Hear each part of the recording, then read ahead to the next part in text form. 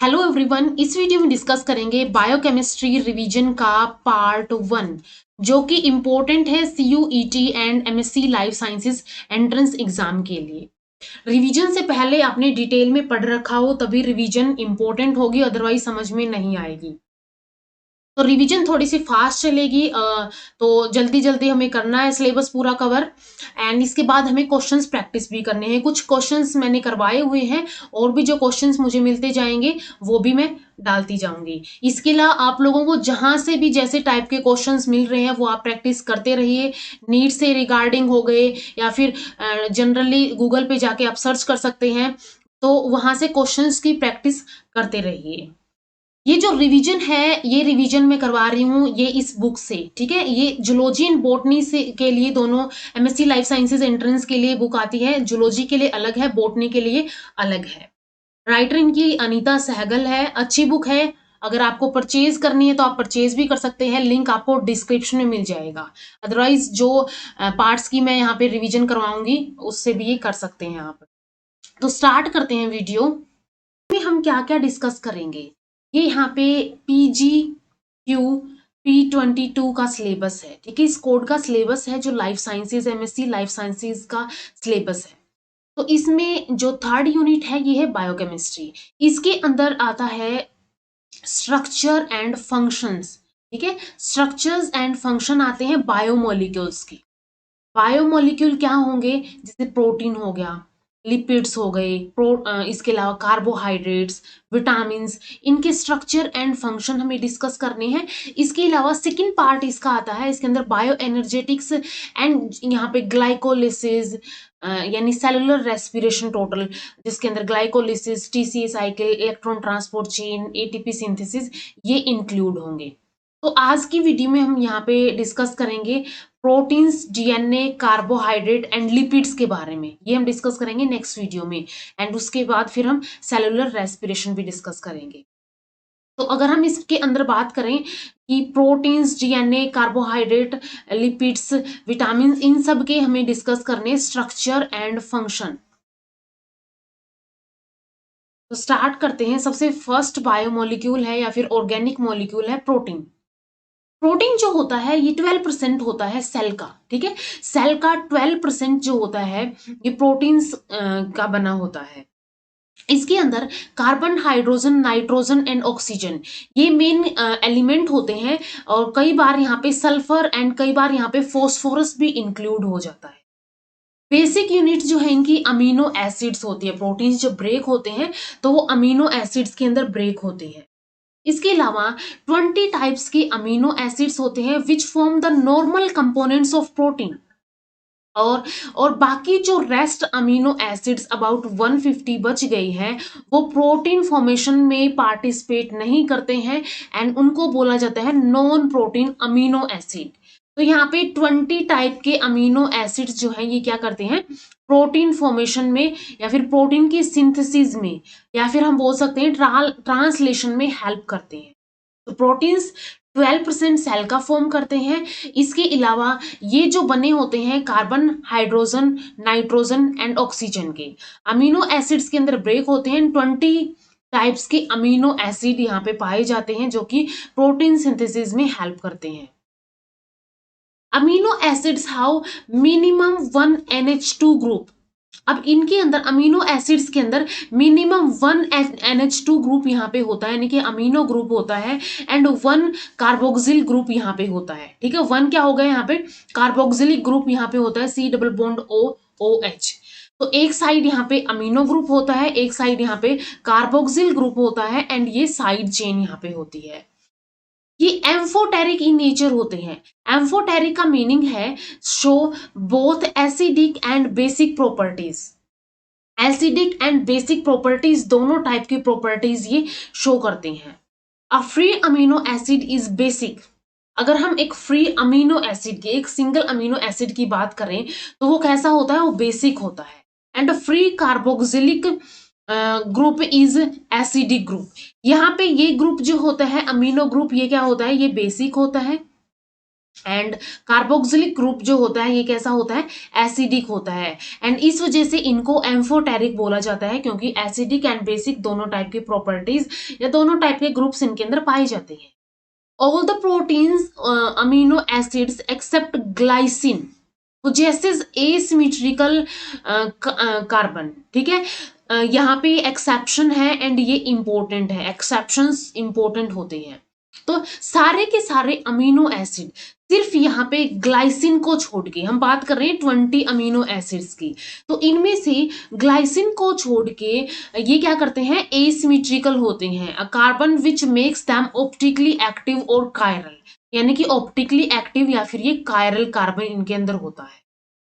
तो यहाँ पे क्या होता है, ग्लाइसिन एक ऐसा है जो क्या होता है यहाँ पे उसके अंदर एक वो ऑप्टिकली एक्टिव नहीं होता है और या फिर कायरल नहीं होता है।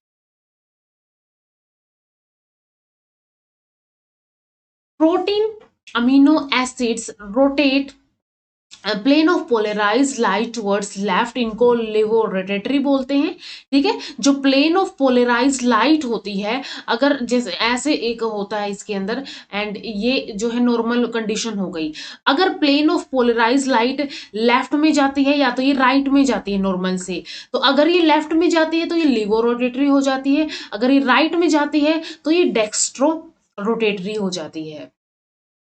तो यहाँ पे क्या होता है, protein amino acids rotate plane of polarize light towards left side, और इनको बोला जाता है लिवोरोटेटरी, ठीक है। जो अमीनो एसिड्स प्रोटीन की फॉर्मेशन करते हैं, यानी कि 20 अमीनो एसिड्स, ये क्या करते हैं, प्लेन ऑफ पोलराइज लाइट को लेफ्ट साइड में मोड़ देते हैं, रोटेट कर देते हैं, एंड इसलिए लिवोरोटेटरी। लेकिन नॉन प्रोटीन अमीनो एसिड्स क्या करते हैं, रोटेटेड आइदर लेफ्ट और राइट, और इनको डेक्स्ट्रो रोटेटरी बोला जाता है। या तो लेफ्ट में कर सकते हैं या तो राइट में कर सकते हैं। लेफ्ट में करेंगे तो लिवो रोटेटरी होगा, राइट में करेंगे तो डेक्स्ट्रो रोटेटरी होगा। तो यहाँ पे हमें याद रखना है कि जो प्रोटीन फॉर्मेशन वाले यानी कि 20 अमीनो एसिड्स है, स्टैंडर्ड अमीनो एसिड्स है, वो लिवो रोटेटरी होते हैं। अमीनो एसिड्स क्या होते हैं, crystalline organic component soluble in water, they can act as zwitterion, ये ज्यूटर आयन की तरह एक्ट कर सकते हैं, यानी कि ये positive as well as negative charge simultaneously जो है कंटेन कर सकते हैं, कैरी कर सकते हैं। जैसे कि अगर हम यहाँ पे हम बात करें, ये ज्यूटर आयन स्ट्रक्चर है, इसके अंदर प्लस और माइनस ये दोनों चार्ज यहाँ पे हैं। अगर यहाँ पे जो है यहाँ पे अगर हम देखें, अगर पीएच लो होती है, लो पीएच के ऊपर यहाँ पे इसके अंदर क्या हो जाएगा, ये जो है या लो पीएच के ऊपर ये क्या करेगा, एक H ले लेगा और ये COH बन जाएगा, यानी कि अब इसके पास सिर्फ पॉजिटिव चार्ज हो गया और ये केटाइन बन गया है। अगर पीएच हाई हो जाती है, ठीक है, पीएच अगर हाई हो जाएगी तो उस कंडीशन में यहाँ पे इसके ऊपर नेगेटिव चार्ज आ जाएगा और ये एक एनायन बन जाएगा, और वैसे क्या करता है, ज्यूटर आयन की फॉर्म में ये एग्जिस्ट करता है। इसके बाद नेक्स्ट आता है classification of amino acids. Amino acids की क्लासिफिकेशन दो बेस पे कर सकते हैं, on the basis of their synthesis in body, ये बॉडी उनको सिंथेसाइज कर सकती है या फिर हम बाहर से लेते हैं। Second is the basis of composition and reaction, ठीक है, इन बेसिस पे अमीनो एसिड्स की क्लासिफिकेशन कर सकते हैं। तो सबसे फर्स्ट है on the basis of their synthesis in body, body के अंदर सिंथेसिस के बेसिस पे ये इसेंशियल हो सकते हैं, semi essential and non essential हो सकते हैं। इसेंशियल का मीनिंग है they are not synthesised in the body, so it must be ingested in food, यानी कि हमें फूड में ये बाहर से लेने पड़ेंगे, ये हमारी बॉडी सिंथेसाइज नहीं करेगी। इसके अलावा नॉन इसेंशियल क्या होंगे, they can be synthesised by the body through deamination and transamination, इनको बॉडी सिंथेसाइज कर सकती है डीअमाइनेशन एंड ट्रांसअमाइनेशन के थ्रू। इसेंशियल अमीनो एसिड्स की अगर हम बात करें, ये हो सकते हैं phenylalanine, valine, threonine, tryptophan, isoleucine, methionine, histidine, arginine, leucine and lysine, ठीक है, ये हो सकते हैं। यहाँ पे क्या हो सकते हैं, ये सारे हैं essential amino acids. Semi essential amino acids की अगर हम बात करें, इसमें से हिस्टिडीन एंड आर्जिनिन को सेमी इसेंशियल अमीनो एसिड बोला जाता है। Non essential amino acids glycine, alanine, serine, cysteine, aspartate, asparagine, glutamate, glutamine, tyrosine and proline, ये सब होते हैं नॉन इसेंशियल अमीनो एसिड। अब सब के सब याद नहीं रखने हैं, सिर्फ यहाँ पे इसेंशियल अमीनो एसिड्स को याद कर लो। एंड इसमें से जो है दो यहाँ पे सेमी इसेंशियल अमीनो एसिड होते हैं। बाकी जो 20 में से बच गए हैं वो क्या है, नॉन इसेंशियल अमीनो एसिड्स होते हैं। तो इसको याद करने के लिए यहाँ पे ये एक कोड है, ये कोड है लाइक इसको हम बोल सकते हैं प्राइवेट टिम होल, ठीक है, प्राइवेट टिम होल। तो यहाँ पे इस बेसिस पे इनको याद कर सकते हैं। P2 फिनाइल एलेनिन, V से वेलिन, T से थ्रियोनिन एंड T से ट्रिप्टोफैन, I से आइसोल्यूशन एंड M से मिथ्योनिन, H से हिस्टीडीन, A से आर्जिनिन एंड L से ल्यूसिन और L से ही लाइसिन।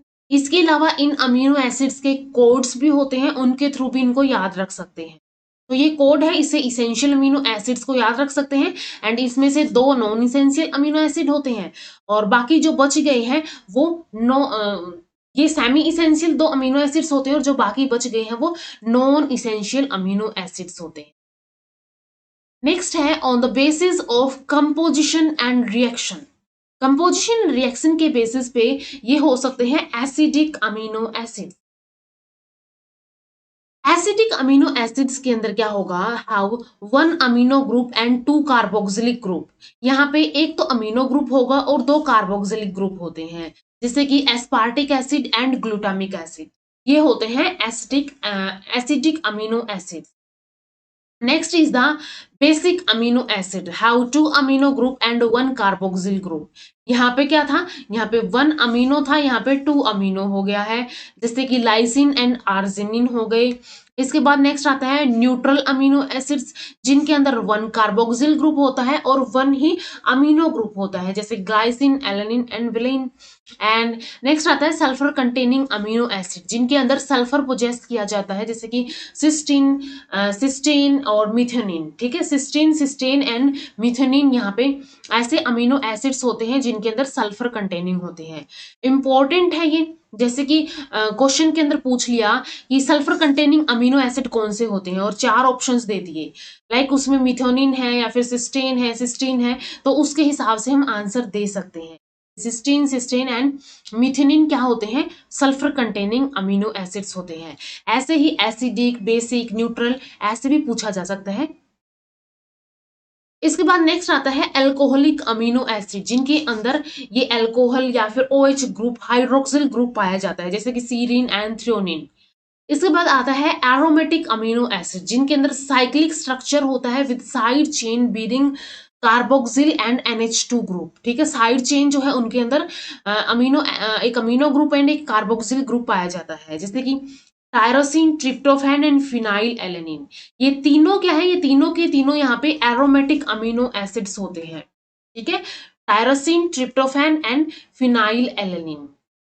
इसके बाद नेक्स्ट आता है heterocyclic amino acids, how nitrogen in the ring structure. इनके अंदर क्या होता है, एक नाइट्रोजन यहाँ पे पाई जाती है रिंग स्ट्रक्चर के अंदर, जैसे कि हिस्टिडीन एंड प्रोलिन हो गया, ठीक है। तो ऐसे भी क्वेश्चन आ सकता है कि कौन से अमीनो एसिड्स के अंदर नाइट्रोजन पाई जाती है उनके रिंग स्ट्रक्चर के अंदर, या फिर हाइड्रोक्सिल ग्रुप पाया जाता है, ठीक है। तो ऐसे ये जो है सारे क्लासिफिकेशन इंपॉर्टेंट है। Proline and hydroxy proline non protein amino acid होता है, ये एक NH ग्रुप होता है, और इस वैसे तो हमने NH2 ग्रुप की बात की थी, NH2 ग्रुप को बोला जाता है अमीनो ग्रुप, और NH को बोला जाता है इमाइन, ठीक है, इम्यूनो ग्रुप इसको बोला जाता है instead of NH2, so called immuno acids, ठीक है, इनको क्या बोला जाता है, इम्यूनो एसिड बोला जाता है, क्योंकि इनके अंदर ये सिर्फ NH ग्रुप पाया जाता है। Pulses are deficient of amino acid methionine and tryptophan. जो पल्सेस होती हैं, दालें होती हैं, उनके अंदर मिथेनिन एंड ट्रिप्टोफैन ये एब्सेंट होते हैं, ठीक है। मिथेनिन क्या था, एक सल्फर कंटेनिंग अमीनो एसिड था, एंड ट्रिप्टोफैन क्या होता है, एक एरोमेटिक अमीनो एसिड होता है। तो पल्सेस के अंदर ये नहीं पाए जाते। Proteins means primary importance. They are the most important macromolecule formed from amino acids. Protein क्या होते हैं? अमीनो एसिड्स के बने होते हैं. अमीनो एसिड्स के कैसे बनते हैं? अब ये अमीनो एसिड्स लिंक अप करते हैं थ्रू पेप्टाइड बॉन्ड. अब जो प्रोटीन्स होते हैं उनके अंदर एक पेप्टाइड बॉन्ड पाया जाता है, formed in such a way that one amino acid NH2 group contributes hydrogen and adjacent amino group carboxyl group contributes OH यानी हाइड्रोक्सिल. यहाँ पे क्या करेगा? NH2 कंट्रीब्यूट करता है जो है हाइड्रोजन, और जो एडजेसेंट अमीनो एसिड होगा उसका जो कार्बोक्सिल ग्रुप है वो यहाँ पे कंट्रीब्यूट करता है हाइड्रोक्सिल ग्रुप. जैसे कि यहाँ पे अगर हम देखें, ये हो गया एक अमीनो एसिड, एक अमीनो एसिड ये हो गया. अब इन दोनों अमीनो एसिड्स का NH2 का हाइड्रोजन ग्रुप यहाँ पे, ठीक है, इसको अगर हम ऐसे खोल के यहाँ पे बना दे NH2 बन गया. और इधर साइड यहाँ पे क्या है? इधर साइड है COOH, ठीक है, C डबल बॉन्ड OH ये है. तो यहाँ पे हमने देखा कि H तो क्या करता है? H तो यहाँ पे NH2 का ये कंट्रीब्यूट करेगा एंड OH कंट्रीब्यूट करता है हाइड्रोक्सिल कार्बोक्सिल ग्रुप का, हाइड्रोक्सिल ग्रुप कंट्रीब्यूट किया जाता है एंड इस वे में यहाँ पे वाटर रिमूव हो जाता है. और जो यहाँ पे बॉन्ड बनता है यानी कि NH and C double bond O के बीच में ये जो बॉन्ड बना है, इसी बॉन्ड को बोला जाता है पेप्टाइड बॉन्ड.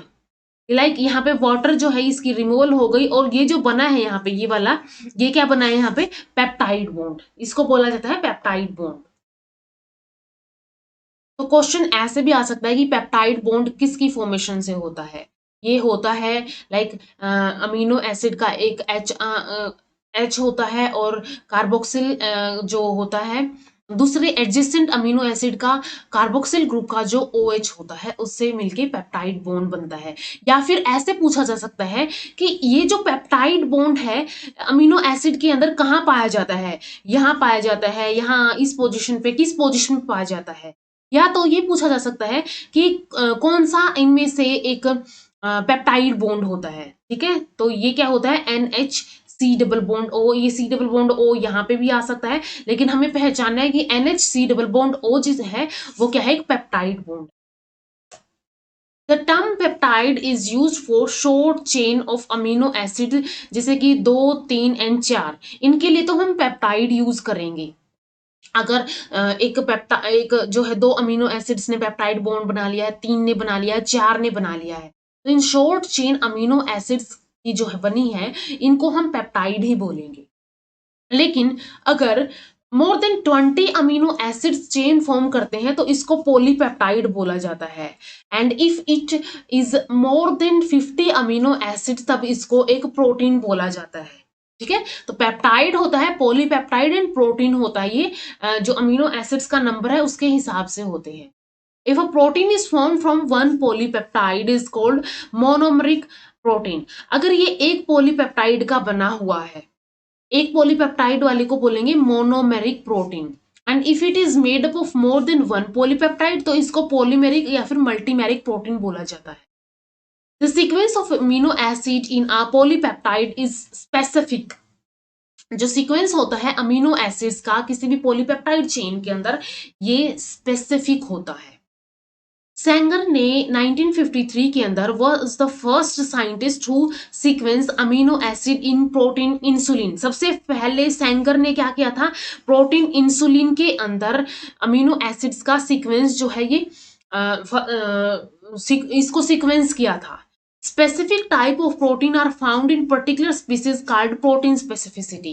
ये भी important है कि first time जो है प्रोटीन इंसुलिन या फिर इंसुलिन जो है इसका स्ट्रक्चर क्या किया गया था? सेंगर ने सीक्वेंस किया था 1953 के अंदर. अब प्रोटीन्स जो होते हैं ये क्या होते हैं? स्पीसीज स्पेसिफिक होते हैं. प्रोटीन क्या होते हैं? स्पीसीज स्पेसिफिक होते हैं. स्पीसीज स्पेसिफिक का मीनिंग है हर एक प्रोटीन पर्टिकुलर स्पीसीज के अंदर स्पेसिफिक टाइप का प्रोटीन पर्टिकुलर स्पीसीज के अंदर पाया जाता है और इसको उसकी प्रोटीन स्पेसिफिसिटी बोला जाता है. ठीक है। प्रोटीन स्पेसिफिसिटी यानी कि पर्टिकुलर प्रोटीन या फिर स्पेसिफिक प्रोटीन एक पर्टिकुलर स्पीसीज के अंदर ही पाया जाएगा। एंड ये जो प्रोटीन स्पेसिफिसिटी है ये हेल्प करती है प्रैक्टिकल एप्लीकेशन, जैसे कि टिश्यू ग्राफ्टिंग, टिश्यू की ग्राफ्टिंग करते हैं, या तो ब्लड का ट्रांसफ्यूजन करते हैं। ब्लड भी ऐसे ही ट्रांसफ्यूज नहीं किया जाता है, पहले उसकी कंपेटिबिलिटी चेक की जाती है, एंड वो कंपेटिबिलिटी जो है इस प्रोटीन स्पेसिफिसिटी की बेस पे चेक की जाती है। एंड ऑर्गन ट्रांसप्लांटेशन, इनके अंदर भी ये प्रोटीन स्पेसिफिसिटी देखी जाती है, ऐसा नहीं कि किसी का भी किसी में डाल दिया। ठीक है, तो ये प्रोटीन स्पेसिफिसिटी शो करते हैं। इसके बाद एक टर्म आती है मैजिक 20। मैजिक 20 क्या होता है? It is the arrangement of 20 amino acid in different ways to produce innumerable type of proteins. Like proteins जो है, प्रोटीन बनाने वाले अमीनो एसिड्स 20 ही होते हैं, और ये 20 अमीनो एसिड्स का जो अरेंजमेंट है, अरेंजमेंट कैसे है? अलग अलग वेज के अंदर, डिफरेंट वेज के अंदर, जिसकी वजह से ये innumerable type of proteins produce करते हैं, और इसको बोला जाता है मैजिक 20। इसके बाद नेक्स्ट आता है प्रोटीन मोलिकुलर वेट, जो है ये हो सकता है 4500 टू 44 lakhs तक। प्रोटीन्स जो है, all the essential amino acids are called first class protein, जैसे कि meat, egg, milk and soybean के अंदर पाए जाते हैं। ठीक है, ऑल इसेंशियल अमीनो एसिड्स, इनको फर्स्ट क्लास प्रोटीन्स बोला जाता है। Proteins can't pass through cell membrane, protein जो है सेल मेम्ब्रेन से पास नहीं हो सकते हैं। दे एंटर और leave the membrane by endocytosis और एक्सोसाइटोसिस। ठीक है, मेम्ब्रेन के थ्रू ये लीव करते हैं, एंड लीव कैसे करते हैं? या तो एंडोसाइटोसिस या तो एक्सोसाइटोसिस के थ्रू। नेक्स्ट आता है स्ट्रक्चर ऑफ प्रोटीन। प्रोटीन्स का structure, primary structure, secondary, tertiary and quaternary, यानी कि इनकी जो फोल्डिंग है एक सिंगल पॉलीपेप्टाइड की, वो फोल्ड होता रहता है, एंड उसकी वजह से यहाँ पे क्या होता है, 4 प्रोटीन के स्ट्रक्चर्स फॉर्म होते हैं। तो इन चारों स्ट्रक्चर्स में से सबसे फर्स्ट आता है प्राइमरी स्ट्रक्चर। एक long chain of amino acid होता है जो कि immediately after protein synthesis form होता है। ये एक नॉन फंक्शनल प्रोटीन होता है, पोजेसेस ओनली पेप्टाइड बॉन्ड। ठीक है, इसके अंदर सिर्फ क्या होता है, NH डबल बॉन्ड O, यानी कि यहाँ पे क्या होता है, सिर्फ एक पेप्टाइड बॉन्ड ही यहाँ पे पाए जाते हैं। अब इंपॉर्टेंट है यहाँ पे बॉन्डिंग कौन से स्ट्रक्चर के अंदर कैसी पाई जाती है। तो यहाँ पे बॉन्डिंग कैसी हो गई, यहाँ पे बॉन्डिंग पाई जाती है सिर्फ पेप्टाइड बॉन्डिंग। एग्जाम्पल के लिए इंसुलिन हो गया। सेकेंडरी स्ट्रक्चर जो है, folding and coiling of primary structure. अब इसी से इसकी इस लॉन्ग चेन अमीनो एसिड्स की जो बनी थी, इसकी फोल्डिंग एंड कॉइलिंग हो गई, जिसकी वजह से यहाँ पे क्या हो गया, सेकेंडरी स्ट्रक्चर फॉर्म हो गया। They have peptide bond and hydrogen bond. अब यहाँ पे पेप्टाइड एंड हाइड्रोजन 2 बॉन्ड पाए जाते हैं। There are 3 type of secondary structures. Pauling was awarded Nobel Prize for the study of alpha and beta structure of the protein, जो कि हम discuss करेंगे अभी। पोलिंग को क्या मिला था यहाँ पे? पोलिंग को नोबेल प्राइज मिला था, क्योंकि इसने अल्फा एंड बीटा स्ट्रक्चर्स जो है प्रोटीन की, उनकी स्टडी की थी। इसके बाद टर्सरी स्ट्रक्चर जो है, they have three dimensional structures. इनके अंदर 3 डायमेंशनल स्ट्रक्चर होता है। They show many type of bonds between amino acids as peptide bond, इसके अलावा disulphide bond, ionic bond, hydrophobic bond, hydrogen bond and van der Waals forces. तो इतने टाइप के अंदर इनके अंदर बॉन्ड पाए जाते हैं। पेप्टाइड बॉन्ड तो होगा ही होगा, disulphide bond, ionic bond, hydrophobic bond, hydrogen bond and van der Waals forces, ये सब टाइप के यहाँ पे बॉन्ड्स पाए जाते हैं। Tertiary structure of the protein bring distinct amino acid side chain closer to form active sides of the enzyme protein. ठीक है, टर्सरी स्ट्रक्चर जो होता है प्रोटीन का, ये क्या करता है, distinct amino acid side chain को क्लोजर करता है, ताकि एक्टिव साइड जो है एंजाइम प्रोटीन की वो बन सके। This structure is very sensitive to pH, chemicals and temperature, जैसे कि albumin, egg white and milk, myoglobin, milk हो गया, मायोग्लोबिन हो गया, मसल, ब्लड और एंजाइम्स। ठीक है, एंजाइम्स जो है वो टर्सरी स्ट्रक्चर के बने होते हैं। तो ये हो गया यहाँ पे टर्सरी स्ट्रक्चर। क्वाटरनरी स्ट्रक्चर के अंदर क्या हो जाता है, अब क्वाटरनरी स्ट्रक्चर के अंदर it consist of polypeptide which attain their own tertiary structure before joining two each other.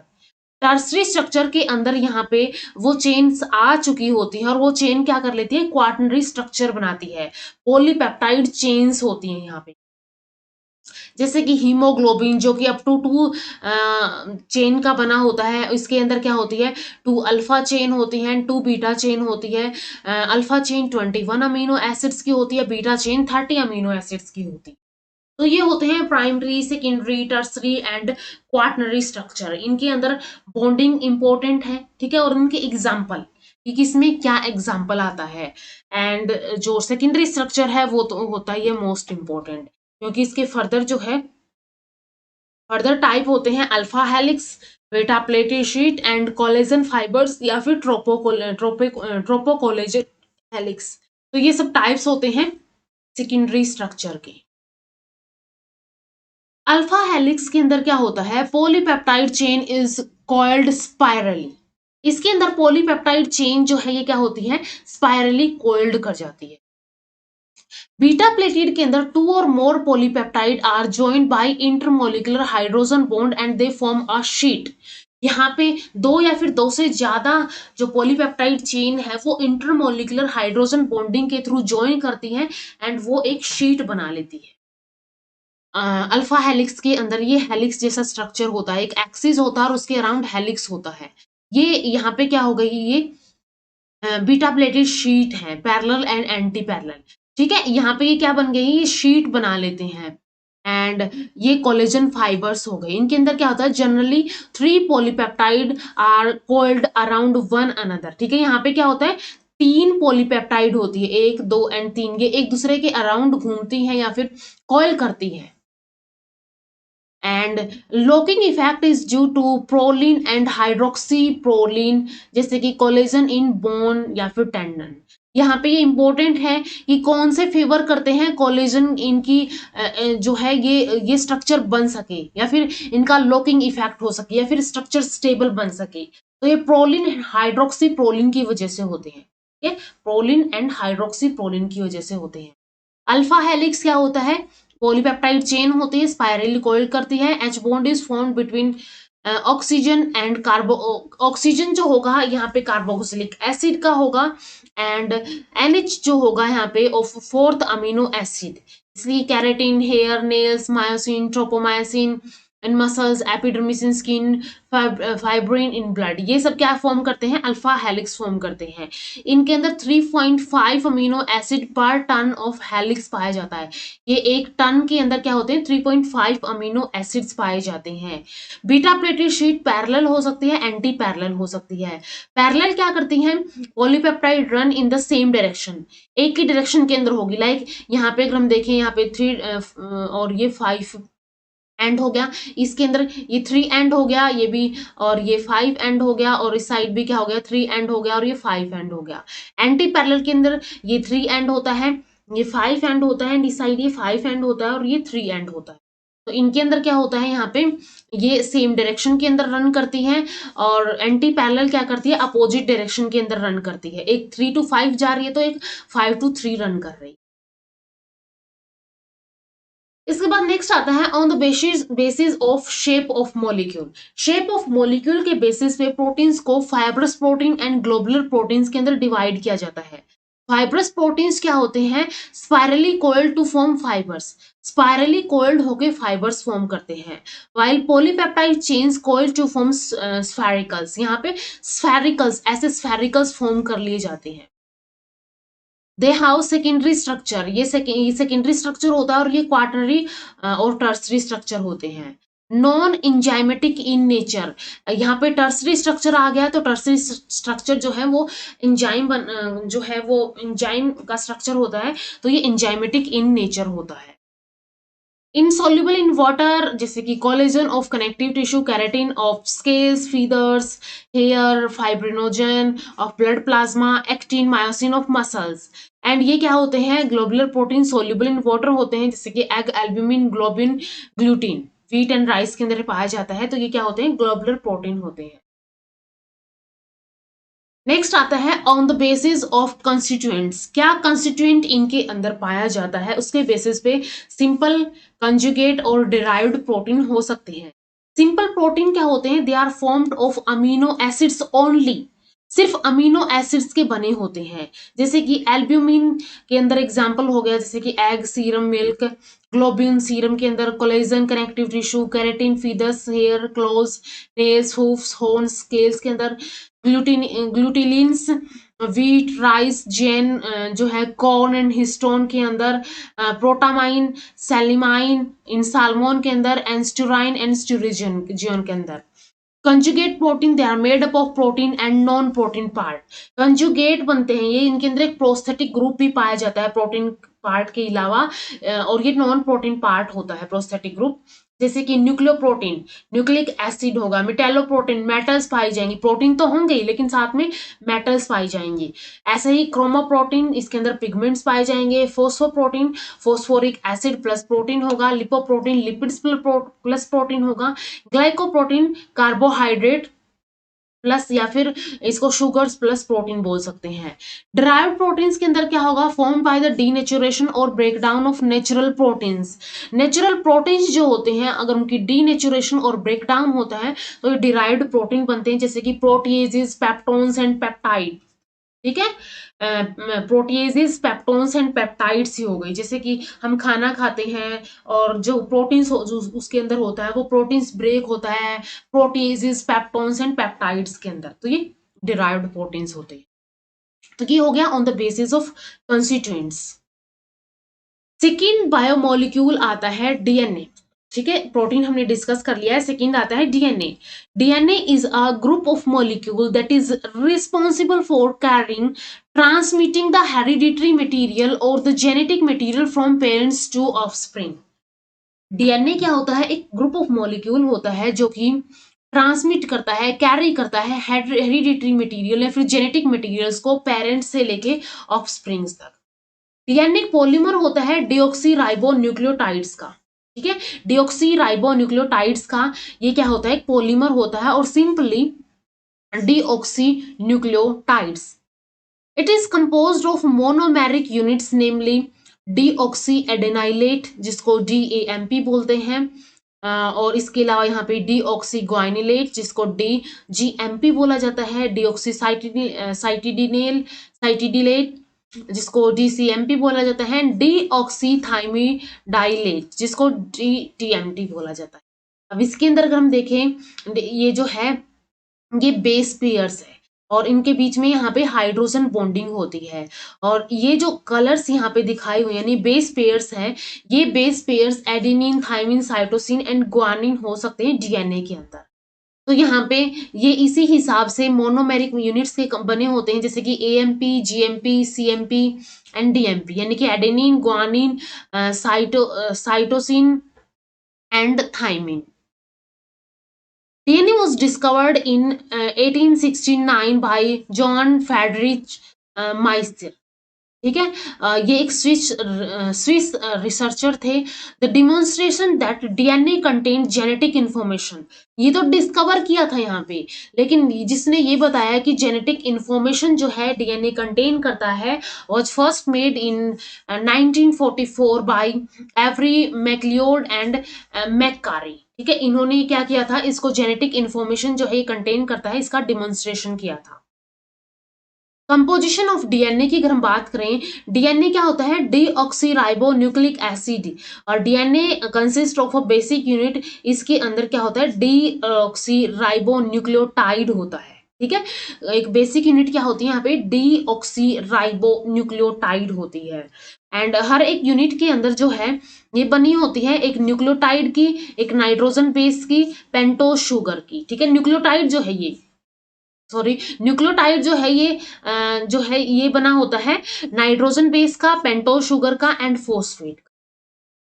Deoxyribo nucleic acid जो है या फिर डीएनए है, इसके अंदर बेसिक यूनिट क्या होती है, डीऑक्सीराइबो न्यूक्लियोटाइड होती है।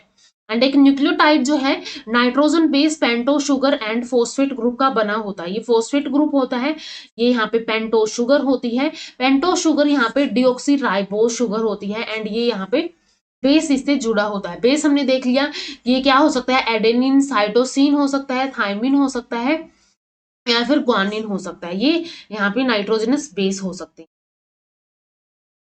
तो अब ये कंपोनेंट सबसे फर्स्ट है nitrogen basis. They are heterocyclic weakly basic hydrophobic compound होते हैं। कैसे होते हैं? हेट्रोसाइक्लिक वीकली बेसिक होते हैं, हाइड्रोफोबिक कंपाउंड होते हैं। ये nitrogenous base guanine, cytosine, thymine and adenine, ये दो टाइप के हो सकते हैं। अब ये जो चार है यहाँ पे नाइट्रोजनस बेसिस, इनको दो टाइप के अंदर डिवाइड किया गया है, प्यूरिन्स एंड पायरेमिडिन्स। प्यूरिन्स क्या होते हैं? लार्ज साइज के होते हैं। पायरेमिडिन स्मॉल साइज के होते हैं। प्यूरिन्स डबल रिंग स्ट्रक्चर होते हैं, जैसे कि इनके अंदर एक पायरेमिडीन रिंग होती है और एक इमेडिजोल रिंग होती है, तो ये प्यूरिन का स्ट्रक्चर बनता है। वाइल पायरेमिडिन एक सिंगल रिंग स्ट्रक्चर होता है सिर्फ, जिसके अंदर ओनली पायरेमिडीन रिंग पाई जाती है। नाइट्रोजन जो है यहाँ पे इज एट पोजिशन 1379। नाइट्रोजन जो है प्यूरिन्स के अंदर ये पाई जाती है 13, ठीक है, 13। यहाँ पे अगर हम प्यूरिन के स्ट्रक्चर के अंदर देखें, ना कि इसके अंदर नहीं देखना, हमें इसके अंदर देखना है, क्योंकि नंबरिंग जो है इसके अंदर 1 के अंदर, एंड इसके बाद 3 के अंदर, इसके बाद नेक्स्ट 7 एंड 9 के अंदर, ठीक है। इन पोजिशन के ऊपर नाइट्रोजन पाई जाती है, इंपॉर्टेंट है ये।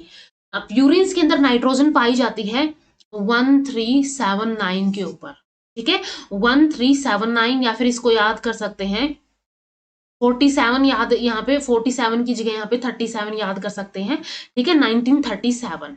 तो ये क्या होते हैं? प्यूरिन्स होते हैं। 9th position nitrogen combines with C1 of the pentose sugar.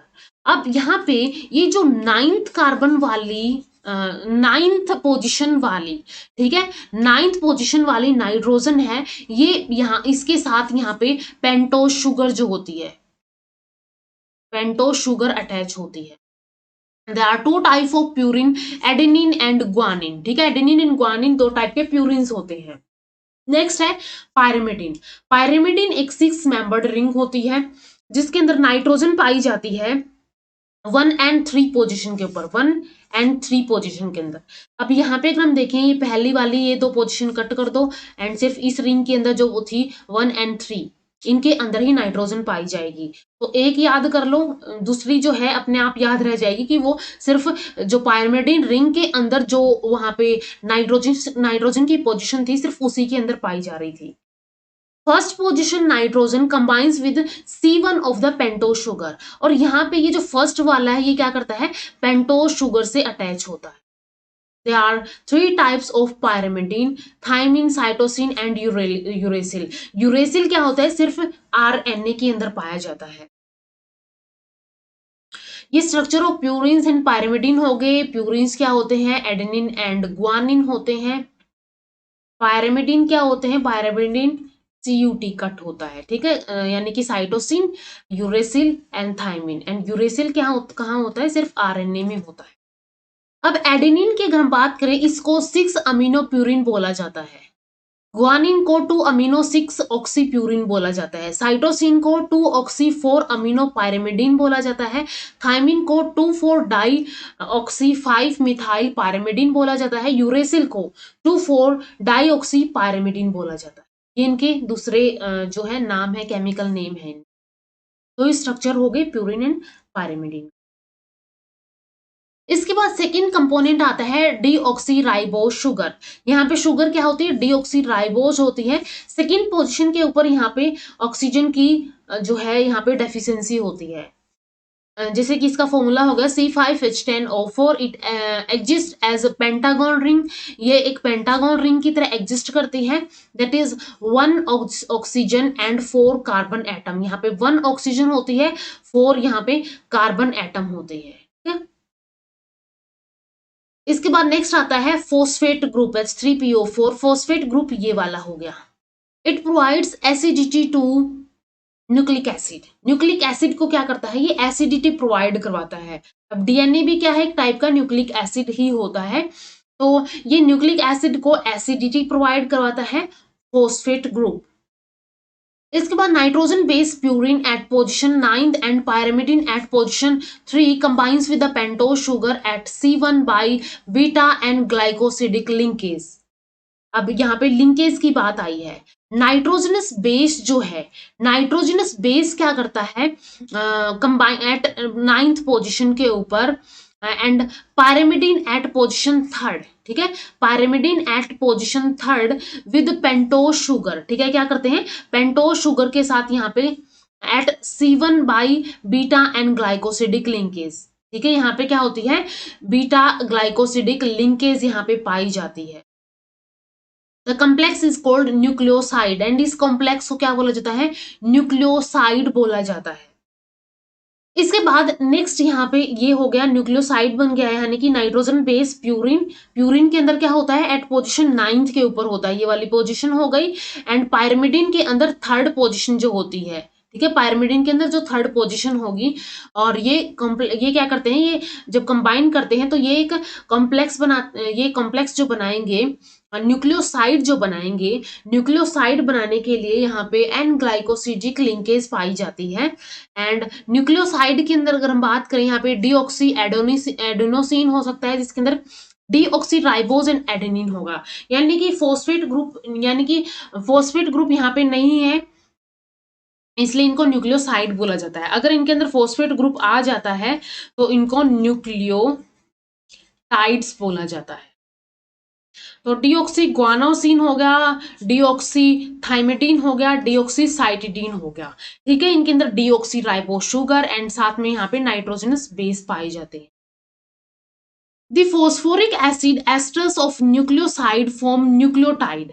अब इसके बाद जो फोस्फोरिक एसिड्स एस्टर्स है न्यूक्लियोसाइड के, ये न्यूक्लियोटाइड फॉर्म कर देते हैं, इसके साथ ही फोस्फेट अटैच हो जाता है, और it is also called nucleoside phosphate, ठीक है, इसको न्यूक्लियोसाइड फोस्फेट बोला जाता है, क्योंकि फोस्फेट न्यूक्लियोसाइड के अंदर ऐड हो गया है, या तो इसको डीऑक्सी राइबोटाइड्स बोला जाता है, या तो इसको डीऑक्सी राइबो न्यूक्लियोटाइड्स बोला जाता है। अब जो ये स्ट्रक्चर बन गया है, phosphate group gets attached to the pentose sugar, ये शुगर थी, इस शुगर के साथ ये फोस्फेट ग्रुप अटैच होता है एट 5th पोजीशन के ऊपर बाय फोस्फोडाइस्टर बॉन्ड, ठीक है, ये इंपॉर्टेंट है, यहाँ पे वहां पे क्या था, एन ग्लाइकोसिडिक लिंकेज थी, यहाँ पे फोस्फोडाइस्टर बॉन्ड था।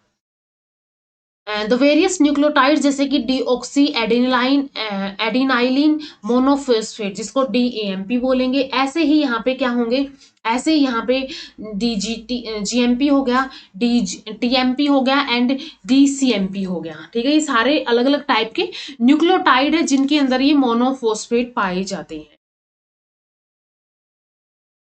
Nucleotides having more than one phosphate group are called higher nucleotides and they exist only in free state, जैसे कि ATP, GTP, CTP, TTP, ADP, GDP, CDP and TDP। अगर यहाँ पे क्या होता है, न्यूक्लियोसाइड के अंदर मोर देन वन फोस्फेट ग्रुप पाया जाता है, न्यूक्लियोटाइड के अंदर अगर एक से ज्यादा यहाँ पे फोस्फेट ग्रुप पाया जाता है तो इनको हायर न्यूक्लियोटाइड बोलते हैं, और ये फ्री स्टेट के अंदर एग्जिस्ट कर सकते हैं, जैसे कि ATP हो गया, GTP हो गया, CTP हो गया। Each polynucleotide chain has a sugar and a phosphate group forming backbone। अब यहाँ पे क्या होता है, ये डबल हेलिक्स का स्ट्रक्चर है DNA का। अब और ये क्या है, ये यहाँ पे ये बैकबोन है और ये कंप्लीमेंट्री बेस पेयर्स है ये। तो ये जो अगर हम बात करें, यहाँ पे हर एक पोलीन्यूक्लियोटाइड चेन के अंदर शुगर एंड फोस्फेट मिलके क्या बनाते हैं, बैकबोन बनाते हैं, शुगर एंड फोस्फेट मिलके बैकबोन बनाएंगे। Whereas nitrogenous basis are directly inward, और नाइट्रोजनस बेसिस जो है वो अंदर की तरफ होते हैं, forming step of the double helix, जैसे कि ये स्टेप फॉर्म कर रहे हैं डबल हेलिक्स का अंदर की तरफ, that is in one chain direction 5:3 and other chain direction 3:5। एक साइड यहाँ पे क्या होगा 5 प्राइम एंड 3 प्राइम, और दूसरी साइड यहाँ पे 3 एंड 5 यहाँ पे डायरेक्शन हो। तो ये हो गया यहाँ पे backbone and complementary base pairs होते हैं। तो बैकबोन किसकी बनी होती है, ये इंपॉर्टेंट है, बैकबोन बनी होती है शुगर एंड फोस्फेट की। Both the strands are anti-parallel connected through the hydrogen bond formed between the nitrogenous bases।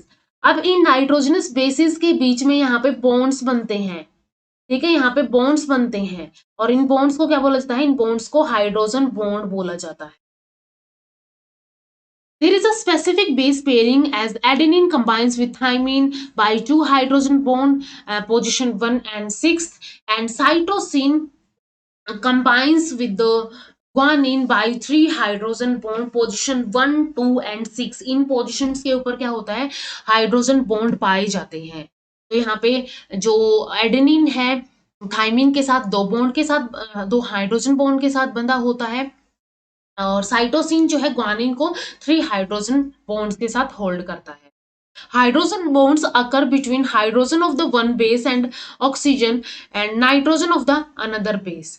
Both the chains of the DNA are complementary, that is sequence of the nitrogenous bases in one chain determines the sequence of the other chain. अगर हमें एक chain का sequence पता है तो दूसरी chain का sequence, जैसे कि एक का ATCG टी ये सीक्वेंस है, तो दूसरी का हम बता सकते हैं कि ए जो है वो पेयर करता है टी के साथ, टी ए के साथ करता है, सी जी के साथ, जी सी के साथ, टी ए के साथ, टी ए के साथ। तो हम ये क्या कर सकते हैं, कॉम्प्लीमेंट्री होते हैं, तो कॉम्प्लीमेंट्री होने की वजह से इनका जो इनका वन चेन है वो डिटरमाइन की जा सकती है अगर हमें एक चेन का पता है। इसके बाद नेक्स्ट आता है यहाँ पे, ये पूरा का पूरा स्ट्रक्चर यहाँ पे फॉर्म हो गया है कि ये शुगर फॉस्फेट बोन होती, दोनों बोन होती, बैकबोन होती दोनों साइड, बीच में बेस पेयर्स होते हैं। हाइड्रोजन के बीच में यहाँ पे दो एडेनिन एंड थाइमिन के बीच में यहाँ पे क्या होते हैं, 2 हाइड्रोजन बॉन्ड होते हैं। ग्वानिन एंड साइटोसिन के बीच में यहाँ पे क्या होते हैं, 3 हाइड्रोजन बॉन्ड होते हैं। इसके बाद डीएनए का स्ट्रक्चर दिया था वेस्टर्न एंड क्रिक मॉडल, एक आता है डीएनए का। इसके अकॉर्डिंग जो ये डीएनए होता है एक डबल हेलिक्स स्पाइरली कोल्ड होता है अराउंड अ कॉमन एक्सिस, एक कॉमन एक्सिस होता है उसके अराउंड ये स्पाइरली कोल्ड करता है। और इसके डायमेंशंस क्या होंगे, डायमीटर इसके अंदर 20 mm स्ट्रॉन्ग या फिर 2 नैनोमीटर का होता है, ये डायमीटर हो गया ये वाला, ठीक है, ये डायमीटर हो गया। इसके बाद एक टर्न जो है इसका, एक टर्न जो ये ऐसे आया है, एक टर्न होता है 30, ये जो ऐसे एक टर्न बन गया है पूरा, ये एक टर्न होता है 34 mm स्ट्रॉन्ग या फिर ये होता है 3.4 नैनोमीटर का, जिसके अंदर 10 बेस पेयर्स पर टन आते हैं। इसके अलावा इसके अंदर major groove and minor groove होते हैं। ये यहाँ पे माइनर ग्रूव है, इस साइड ये मेजर ग्रूव है, यानी कि इस साइड से बड़ा नजर आ रहा है तो ये मेजर ग्रूव होता है, इस साइड से छोटा नजर आता है तो ये क्या होता है, माइनर ग्रूव होता है। तो मेजर एंड माइनर ग्रूव की अगर हम बात करें तो ये जो मेजर ग्रूव होता है ये क्या होता है, ये होता है 22 mm स्ट्रॉन्ग और 2.2 नैनोमीटर का। माइनर ग्रूव जो है ये होता है सिर्फ 12 mm स्ट्रॉन्ग या फिर 1.2 नैनोमीटर का। Both the chains are anti parallel and complementary, ठीक है, दोनों चेन क्या होती है, एंटी पैरेलल एंड कॉम्प्लीमेंट्री होती है। ये पूरा का पूरा यहाँ पे ये भी एक टाइप की रिप्रेजेंटेशन है डीएनए के स्ट्रक्चर की। 5 एंड हो गया, 3 एंड हो गया, और इस साइड ये 5 एंड हो गया, इस साइड ये 3 एंड हो गया, यानी कि ये 5 to 3 हो गया और ये 5 to 3 हो गया। और ये क्या बना दिया है, फोस्फेट एंड शुगर ने मिलके बैकबोन बना दी, इस साइड भी दोनों साइड, और बीच में यहाँ पे बेस पेयर्स पाए जा रहे हैं, और यहाँ पे क्या है, हाइड्रोजन बॉन्डिंग है। तो यहाँ पे हमने डीएनए के बारे में भी डिस्कस कर लिया है। नेक्स्ट आता है कार्बोहाइड्रेट्स के बारे में, या फिर इनको सैकेराइड्स बोला जाता है। They form 1% of the cell, ये सेल का 1% फॉर्म करते हैं। ये बने होते हैं कार्बन, हाइड्रोजन और ऑक्सीजन के। जनरल फॉर्मूला इनका होता है CnH2nOn या फिर CH2n, इसका H2n का होल यहाँ पे n टाइम हो गए है, या तो ये CH2O टाइम्स, ठीक है, ये इसका जनरल फॉर्मूला होता है। इसके अलावा जो यहाँ पे जो इनकी कार्बन एंड ऑक्सीजन रेशो है, कार्बन एंड ऑक्सीजन का, ये 1:1 रेशो में पाया जाता है। जैसे कि यहाँ पे कार्बन अगर 1 होगा तो ऑक्सीजन भी 1 होगा, हाइड्रोजन क्या होगा इसका, हाइड्रोजन 2 होगा। और तो या फिर हम इसको बोल सकते हैं कार्बन एंड हाइड्रोजन यहाँ पे 1:2 रेशो में पाए जाते हैं। The minimum value of n is 3। n क्या है यहाँ पे, नंबर ऑफ कार्बन है, एंड इसकी मिनिमम वैल्यू 3 होती है। जैसे ग्लिसरैल्डिहाइड हो गया, they have more than 1 OH group polyhydroxy इसको बोलेंगे। They are either polyhydroxy aldehyde ये हो सकते हैं, या तो पॉलीहाइड्रोक्सी कीटोन हो सकते हैं, ठीक है। या तो ये पॉली कार्बोहाइड्रेट्स या तो पॉलीहाइड्रोक्सी एल्डिहाइड हो सकते हैं, या तो ये पॉलीहाइड्रोक्सी कीटोन हो सकते हैं। दे आर asymmetrical कार्बन which can rotate polarized light towards right। अगर राइट की तरफ मोड़ेंगे लाइट को, पोलराइज लाइट को, तो ये डेक्स्ट्रो रोटेटरी होंगे, एंड लेफ्ट की तरफ मोड़ेंगे तो ये लीवो रोटेटरी होंगे। इसके बाद सैकेराइड्स की क्लासिफिकेशन की अगर हम बात करें, फिर शुगर्स की, कार्बोहाइड्रेट्स की क्लासिफिकेशन, ये सिंपल शुगर हो सकते हैं या तो ये पॉलीसैकेराइड हो सकते हैं। सिंपल शुगर क्या हो सकते हैं? लो मॉलिक्यूलर वेट होते हैं, स्वीट इन टेस्ट होते हैं, soluble in water and crystalline होते हैं। पॉलीसैकेराइड्स कैसे होते हैं? हाई मॉलिक्यूलर वेट होते हैं, टेस्टलेस होते हैं, insoluble in water and non crystalline होते हैं। सिंपल शुगर्स जो हैं मोनोसैकेराइड्स एंड ओलिगोसैकेराइड्स के अंदर डिवाइड किए जाते हैं। मोनोसैकेराइड यानी सिंगल यूनिट होगी, और मोनोसैकेराइड फर्दर 3 to 7 कार्बन के बने हो सकते हैं। जैसे कि 3 होगा तो यहाँ पे क्या हो जाएगा, ट्राइसेकेराइड हो गया, या फिर ट्रायोसिस हो गया, 4 हुआ तो टेट्रोसिस हो गया, ऐसे ही पेंटोसिस, हेक्सोसिस, हेप्टोसिस यहाँ पे हो सकते हैं। जनरल फॉर्मूला इनका CnH2nOn होता है। ग्लाइकोसिडिक बॉन्ड्स यहाँ पे एब्सेंट होते हैं, कांट बी हाइड्रोलाइज्ड, इनको और हाइड्रोलाइज या फिर और छोटा इनको नहीं किया जा सकता है। रिड्यूसिंग शुगर जो है that is convert copper and copper ions to copper, ठीक है। कॉपर 2 प्लस आयन से ये कॉपर के अंदर, कॉपर आयन के अंदर क्या कर देती है, कन्वर्ट कर देती है reducing sugar. Always give positive test for Benedict and Fehling solution, Benedict and Fehling solution के लिए हमेशा पॉजिटिव टेस्ट देती हैं। ओलिगोसैकेराइड्स की कुछ यूनिट्स होती हैं, 2 से 9 तक यहाँ पे पाई जाती हैं, एंड इनके अंदर क्या होता है, इनका जनरल फॉर्मूला जो है ये होता है CnH2nOn 2 to 9 टाइम्स ये हो सकता है। ग्लाइकोसिडिक बॉन्ड जो है COC या फिर CNC इनके अंदर पाया जाता है, और ये हाइड्रोलाइज हो सकते हैं, आगे ब्रेक हो सकते हैं छोटे यूनिट्स के अंदर। Reducing on non reducing sugar, ये रिड्यूसिंग हो सकते हैं या तो ये नॉन रिड्यूसिंग हो सकते हैं। Depend on the type of monosaccharide forming oligosaccharide, ये डिपेंड करते हैं टाइप ऑफ मोनोसैकेराइड, और उसी बेस पे ये ओलिगोसैकेराइड फॉर्म होते हैं। पॉलीसैकेराइड्स बहुत सारे यूनिट्स होते हैं, इसका general formula CnH2nOn n times होगा। ग्लाइकोसिडिक बॉन्ड्स प्रेजेंट होते हैं यहाँ पे, क्योंकि अलग अलग जो कार्बोहाइड्रेट्स की यूनिट्स हैं वो किससे जुड़ी होंगी, वो इन ग्लाइकोसिडिक बॉन्ड से ही जुड़ी होंगी। हाइड्रोलाइज किया जा सकता है, अगर इसको हाइड्रोलाइज करेंगे तो ये सिंगल सिंगल या फिर अलग अलग टाइप की यूनिट्स आ जाएंगी। नॉन रिड्यूसिंग शुगर होती है ये, ठीक है। कैसी होती है? नॉन रिड्यूसिंग शुगर होती है। Gives negative test for Benedict and Fehling solution, Benedict and Fehling solution के लिए नेगेटिव टेस्ट देती है। इसके बाद मोनोसैकेराइड्स की अगर हम बात करें, मोनोसैकेराइड्स के अंदर according to the number of carbon, इनको 3 to 7 इनके अंदर कार्बन वेरी कर सकता है नंबर, इसके बेसिस पे ट्रायोसिस हो सकते हैं। ट्रायोसिस के अंदर क्या होगा, ग्लिसरैल्डिहाइड, हाइड्रोक्सी एसीटोन इनके एग्जाम्पल हो गए। ग्लिसरैल्डिहाइड हो गया, डाईहाइड्रोक्सी एसीटोन ये हो गया। These are the intermediate product in cellular respiration and photosynthesis. Photosynthesis and cellular respiration के अंदर ये एक इंटरमीडिएट प्रोडक्ट होता है। ग्लाइकोलिसिस के अंदर आता है ग्लिसरैल्डिहाइड या फिर डाईहाइड्रोक्सी एसीटोन। नेक्स्ट आता है टेट्रोसिस। टेट्रोसिस के अंदर नंबर ऑफ कार्बन 4 हो जाएगा, और उसके हिसाब से इसके अंदर हाइड्रोजन डबल हो जाएगा, एंड ऑक्सीजन भी यहाँ पे क्या रहेगा, जितना कार्बन था। एग्जाम्पल जैसे कि इरिथ्रोज एंड थ्रियोज हो गया। The form the raw material for anthocyanin, pigment and lignin. They also form intermediate product of photosynthesis, photosynthesis के इंटरमीडिएट प्रोडक्ट ये फॉर्म करते हैं। पेंटोसिस जिसके अंदर क्या हो जाएगा, 5 कार्बन एटम होते हैं। एग्जाम्पल जैसे कि ribose, deoxyribose, ribulose, xylose, arabinose, ये हो गए example. Ribose and deoxyribose are the part of the nucleic acid, ये न्यूक्लिक एसिड के पार्ट होते हैं। राइबोस आरएनए का, डिऑक्सीराइबोस डीएनए का। जाइलोज एंड एरेबिनोज जो है non nutritive sweetness present in the cell wall, whereas ribulose act as carbon acceptor in Calvin cycle of photosynthesis.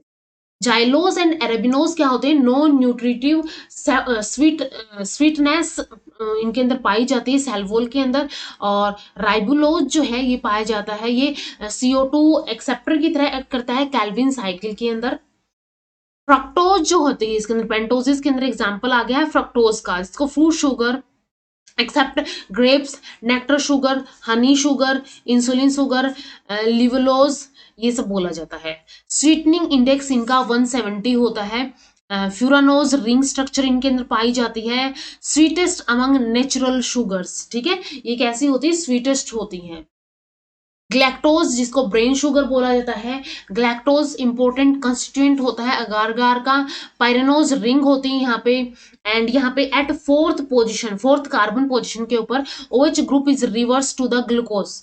जैसे glucose का स्ट्रक्चर होता है ऐसे उसके अंदर जो है H और OH होते हैं। तो यहाँ पे जो फोर्थ पोजीशन होती है, फोर्थ पोजीशन के ऊपर यहाँ पे क्या हो जाता है, हाइड्रोक्सिल ग्रुप जो है रिवर्स कर जाता है to that of the glucose, glucose से रिवर्स कर जाएगा ग्लैक्टोज के अंदर। मैनोज के अंदर hydroxyl group at 2 carbon is reverse to the glucose, इसके अंदर ग्लूकोज से 2 कार्बन पोजीशन के ऊपर रिवर्स कर जाएगा। हेक्सोसिस जो है इसके अंदर 6 कार्बन एटम होते हैं, एग्जांपल जैसे glucose, fructose, galactose, mannose. These are white crystalline and extremely soluble in water. जैसे ग्लूकोज डी आता है वो पानी के अंदर बहुत जल्दी सोल्यूबल होता है, तो ये क्या होते हैं, हेक्सोसिस होते हैं। ग्लूकोज एग्जांपल इसके अंदर glucose, dextrose, blood sugar, grape sugar, corn sugar इसके अंदर आएंगे। स्वीटनिंग इंडेक्स इनका 70 होता है। पायरेनोज रिंग स्ट्रक्चर इनके अंदर होता है। मेन रेस्पिरेटरी सबस्ट्रेट होता है ये, and intermediate source of energy होता है, एंड एक ये यूनिवर्सल शुगर भी होता है। इसके बाद हेप्टोलोज आता है। हेप्टोलोज इसके अंदर क्या होगा, 7 कार्बन यहाँ पे पाए जाएंगे, C7H14O7, जैसे कि हेप्टुलोज एंड सीडो हेप्टुलोज इसका एग्जांपल हो गया। This are intermediate product of the photosynthesis, ये फोटोसिंथेसिस के इंटरमीडिएट प्रोडक्ट्स होते हैं।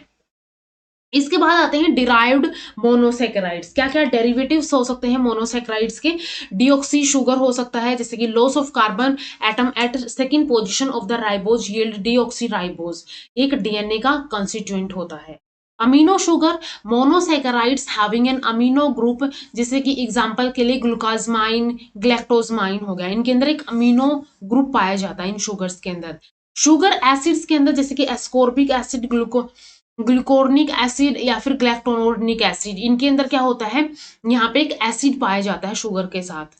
शुगर अल्कोहल, यहाँ पे शुगर के साथ अल्कोहल पाया जाता है, एंड ये क्या बनाता है, ग्लिसरॉल, मैनिटोल, जो कि ब्राउन एल्गी के अंदर पाया जाता है मैनिटोल। इसके बाद नेक्स्ट आता है ओलिगोसेकेराइड। ओलिगोसेकेराइड बनता है condensation of 2 to 9 monosaccharide molecule की वजह से।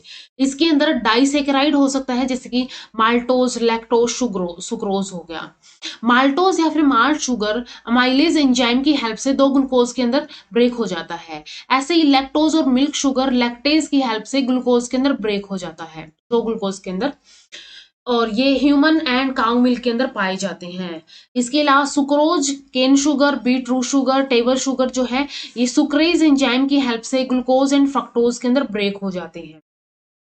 It is the storage product of photosynthesis in sugar cane and sugar beet, ठीक है। सुक्रोज क्या होता है, एक स्टोरेज प्रोडक्ट होता है फोटोसिंथेसिस का sugar cane and sugar beet के अंदर। इसके बाद डाइसेकेराइड की बात आता है, ट्राइसेकेराइड्स। एग्जांपल जैसे कि रेफिनोज, इसके अंदर क्या होता है, 3 यूनिट पाई जाती है, glucose, galactose, fructose. It is the most common type of trisaccharides found in plant. Raffinose क्या होता है, एक मोस्ट कॉमन टाइप का ट्राइसेकेराइड होता है जो कि प्लांट्स के अंदर पाया जाता है। नेक्स्ट आता है पॉलीसेकेराइड्स, या फिर इनको ग्लाइकेंस बोलते हैं, ठीक है, इनको ग्लाइकेंस भी बोला जाता है। Formed by polymerisation of large number of monosaccharides, बहुत सारे लार्ज नंबर ऑफ मोनोसेकेराइड्स की जब पॉलीमराइजेशन होती है, पॉलीमर बनते हैं, तो पॉलीसेकेराइड कहलाते हैं। स्ट्रक्चरली पॉलीसेकेराइड्स 2 टाइप के होते हैं, homopolysaccharides and heteropolysaccharide. Homopolysaccharide made up of similar type of monosaccharides, जिनको मोनोमर्स बोला जाता है। हेटेरोपॉलीसेकेराइड्स क्या होंगे, they involve condensation of more than 1 type of monosaccharides और इट्स डेरिवेटिव, ठीक है, condensation of more than one type of monosaccharide and और या फिर उसके डेरिवेटिव हो सकते हैं। लेकिन ये क्या थे, ये सिमिलर टाइप ऑफ मोनोसेक्राइड के बने हुए थे। एग्जाम्पल जैसे कि यहाँ पे हेक्सोन्स हो सकता है या फिर पेंटोसेंस हो सकता है। हेक्सोसेंस के अंदर क्या होगा, हेक्सेंस या फिर पेंटोसेंस हो सकता है। हेक्सेंस के अंदर क्या होगा, जैसे कि ग्लाइकेंस हो गया, फ्रुक्टोन हो गया या फिर ग्लैक्टेंस हो गया। ग्लाइकेंस जैसे glucose units in the glycogen starch and cellulose. Fructans के अंदर क्या होगा, फ्रक्टोज यूनिट होगा एंड ग्लैक्टेंस के अंदर ग्लैक्टोज यूनिट हो जाएंगी। इसकी ऐसे ही जिनके अंदर 5 यूनिट होगी, जैसे कि एर्बिनेज एंड जाइलेंस। आर्बिनेज के अंदर एर्बिनोज यूनिट्स होंगी एंड जाइलेंस के अंदर जाइलोज यूनिट होंगी। हेट्रोपोलीसैकेराइड जो कि मोर देन वन टाइप की मोनोसैकेराइड्स और उसके डेरिवेटिव के कंडेंसेशन से बनते हैं, जैसे कि mucopolysaccharide as hyaluronic acid, heparin, keratin sulphate, agar agar, hemicellulose, chitin, ये सारे एग्जाम्पल है हेट्रोपोलीसैकेराइड के। इसके बाद फंक्शनली पॉलीसैकेराइड 3 टाइप के हो सकते हैं, storage, structural and mucopolysaccharide. Storage जो है, store food which can be hydrolyse to produce monosaccharide. ये क्या करते हैं, फूड को स्टोर करते हैं जो कि हाइड्रोलाइज करके मोनोसेकेराइड फॉर्म कर सकता है, जैसे कि glycogen, starch, insulin, dahlia starch. Structural polysaccharide क्या होते हैं, these are fibrous polysaccharide which form an exoskeleton in the arthropods। Arthropods के अंदर जो एक्सोस्केलेटन होता है, फंजाई की जो सेल वॉल होती है एंड प्लांट्स की जो सेल वॉल होती है, वो स्ट्रक्चरल पॉलीसैकेराइड की बनी होती है, जैसे कि सेलुलोज, β1,4 लिंकेज होती है। काइटिन क्या होती है, आर्थ्रोपोड्स की एक्सोस्केलेटन की लेयर होती है जो कि β1,4 एन एसिटाइल ग्लूकोजमाइन की बनी होती है, form the exoskeleton of the arthropods and pectin यहाँ पे हो सकते हैं। म्यूकोपॉलीसैकेराइड क्या हो सकते हैं, it is a slimy mucilage producing polysaccharide. ये स्लाइमी म्यूसिलेज प्रोड्यूसिंग पॉलीसैकेराइड होते हैं, जैसे कि हाइलोरेनिक एसिड, कॉन्ड्रोटिन सल्फेट, अगार, केराटिन सल्फेट, हिपेरिन, इन सब के अंदर क्या होता है, म्यूसिलेज प्रोड्यूस होता है। अब कुछ इंपॉर्टेंट टाइप के कार्बोहाइड्रेट्स की अगर हम बात करें, सबसे फर्स्ट है ग्लाइकोजन और एनिमल स्टार्च। इसको एनिमल स्टार्च बोला जाता है। प्लांट स्टार्च क्या होती है, वो सिंपल स्टार्च को प्लांट का स्टोरेज, प्लांट उस फॉर्म में स्टोर करती है, तो एनिमल स्टार्च बोला जाता है ग्लाइकोजन को। It is a reserve food homopolysaccharide in animals and fungal cell. Animals के अंदर एंड फंगल सेल्स के अंदर ये क्या करती हैं, रिजर्व फूड की तरह एक्ट करती हैं, या फिर इनके अंदर फूड स्टोर होता है इस फॉर्म के अंदर। Made up of 5,000 to 30,000 glucose unit connected by alpha 1,4 alpha 1,6 linkage. Its molecular weight is 4 million. Its formation is called glycogenesis. इसकी formation को glycogenesis बोला जाता है and इसके breakdown को glycogenolysis बोला जाता है। ये glycogenesis क्या होता है, फॉर्मेशन, जेनेसिस वर्ड फॉर्मेशन के लिए आएगा एंड लाइसिस यानी कि ब्रेकडाउन होना, तो ग्लाइकोजिनोलाइसिस क्या होता है, ब्रेकडाउन ऑफ ग्लाइकोजन।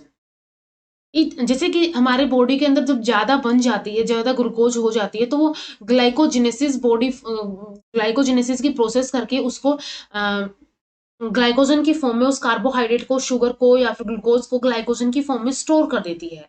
लेकिन जब हमारी बॉडी के अंदर कमी हो जाती है, जैसे कि कुछ कंडीशंस के अंदर, तो उस टाइम पे ये जो ग्लाइकोजिनोलाइसिस है ये स्टार्ट हो जाता है एंड ये जो ग्लाइकोजन है ये ब्रेक डाउन होना स्टार्ट हो जाता है ग्लूकोज की फॉर्म में। फिर वो ग्लूकोज क्या करती है, एनर्जी डिराइव करती है। It is stored in liver, ठीक है, लीवर एंड मसल्स के अंदर ये स्टोर होती है। It gives red violet colour with iodine, and iodine के साथ ट्रीट करने के बाद ये रेड वायलेट कलर ये गिव राइज करता है। ये होता है ग्लाइकोजन एंड एनिमल स्टार्च। इसके बाद सेकंड टाइप का आता है स्टार्च और अमाइलम। ये प्लांट रिजर्व फूड होता है, forming during photosynthesis. Starch molecule accumulate to form starch grain. अब स्टार्च मॉलिक्यूल क्या करते हैं, ये स्टार्च ग्रेन्स के अंदर ये इकट्ठा हो जाते हैं स्टार्च ग्रेन्स बनाने के लिए, जो कि सिंपल और कंपाउंड हो सकते हैं, ठीक है। स्टार्च मॉलिक्यूल सिंपल और कंपाउंड हो सकते हैं। Each grain consist of several layers of cell and इनके अंदर स्ट्रेटिफिकेशन और शेल्स या फिर लेयर्स पाई जाती है ग्रेन्स के अंदर, जो कि या तो कंसेंट्रिक के अंदर, ये कंसेंट्रिक हो गया, या तो ये इसेंट्रिक के अंदर अरेंज हो सकती है अराउंड अ कॉमन पॉइंट जिसको हाइलम बोलते हैं। कंसेंट्रिक जैसे कि व्हीट एंड राइस के अंदर पाई जाती है, इसेंट्रिक जैसे कि पोटैटो एंड बनाना के अंदर पाई जाती है।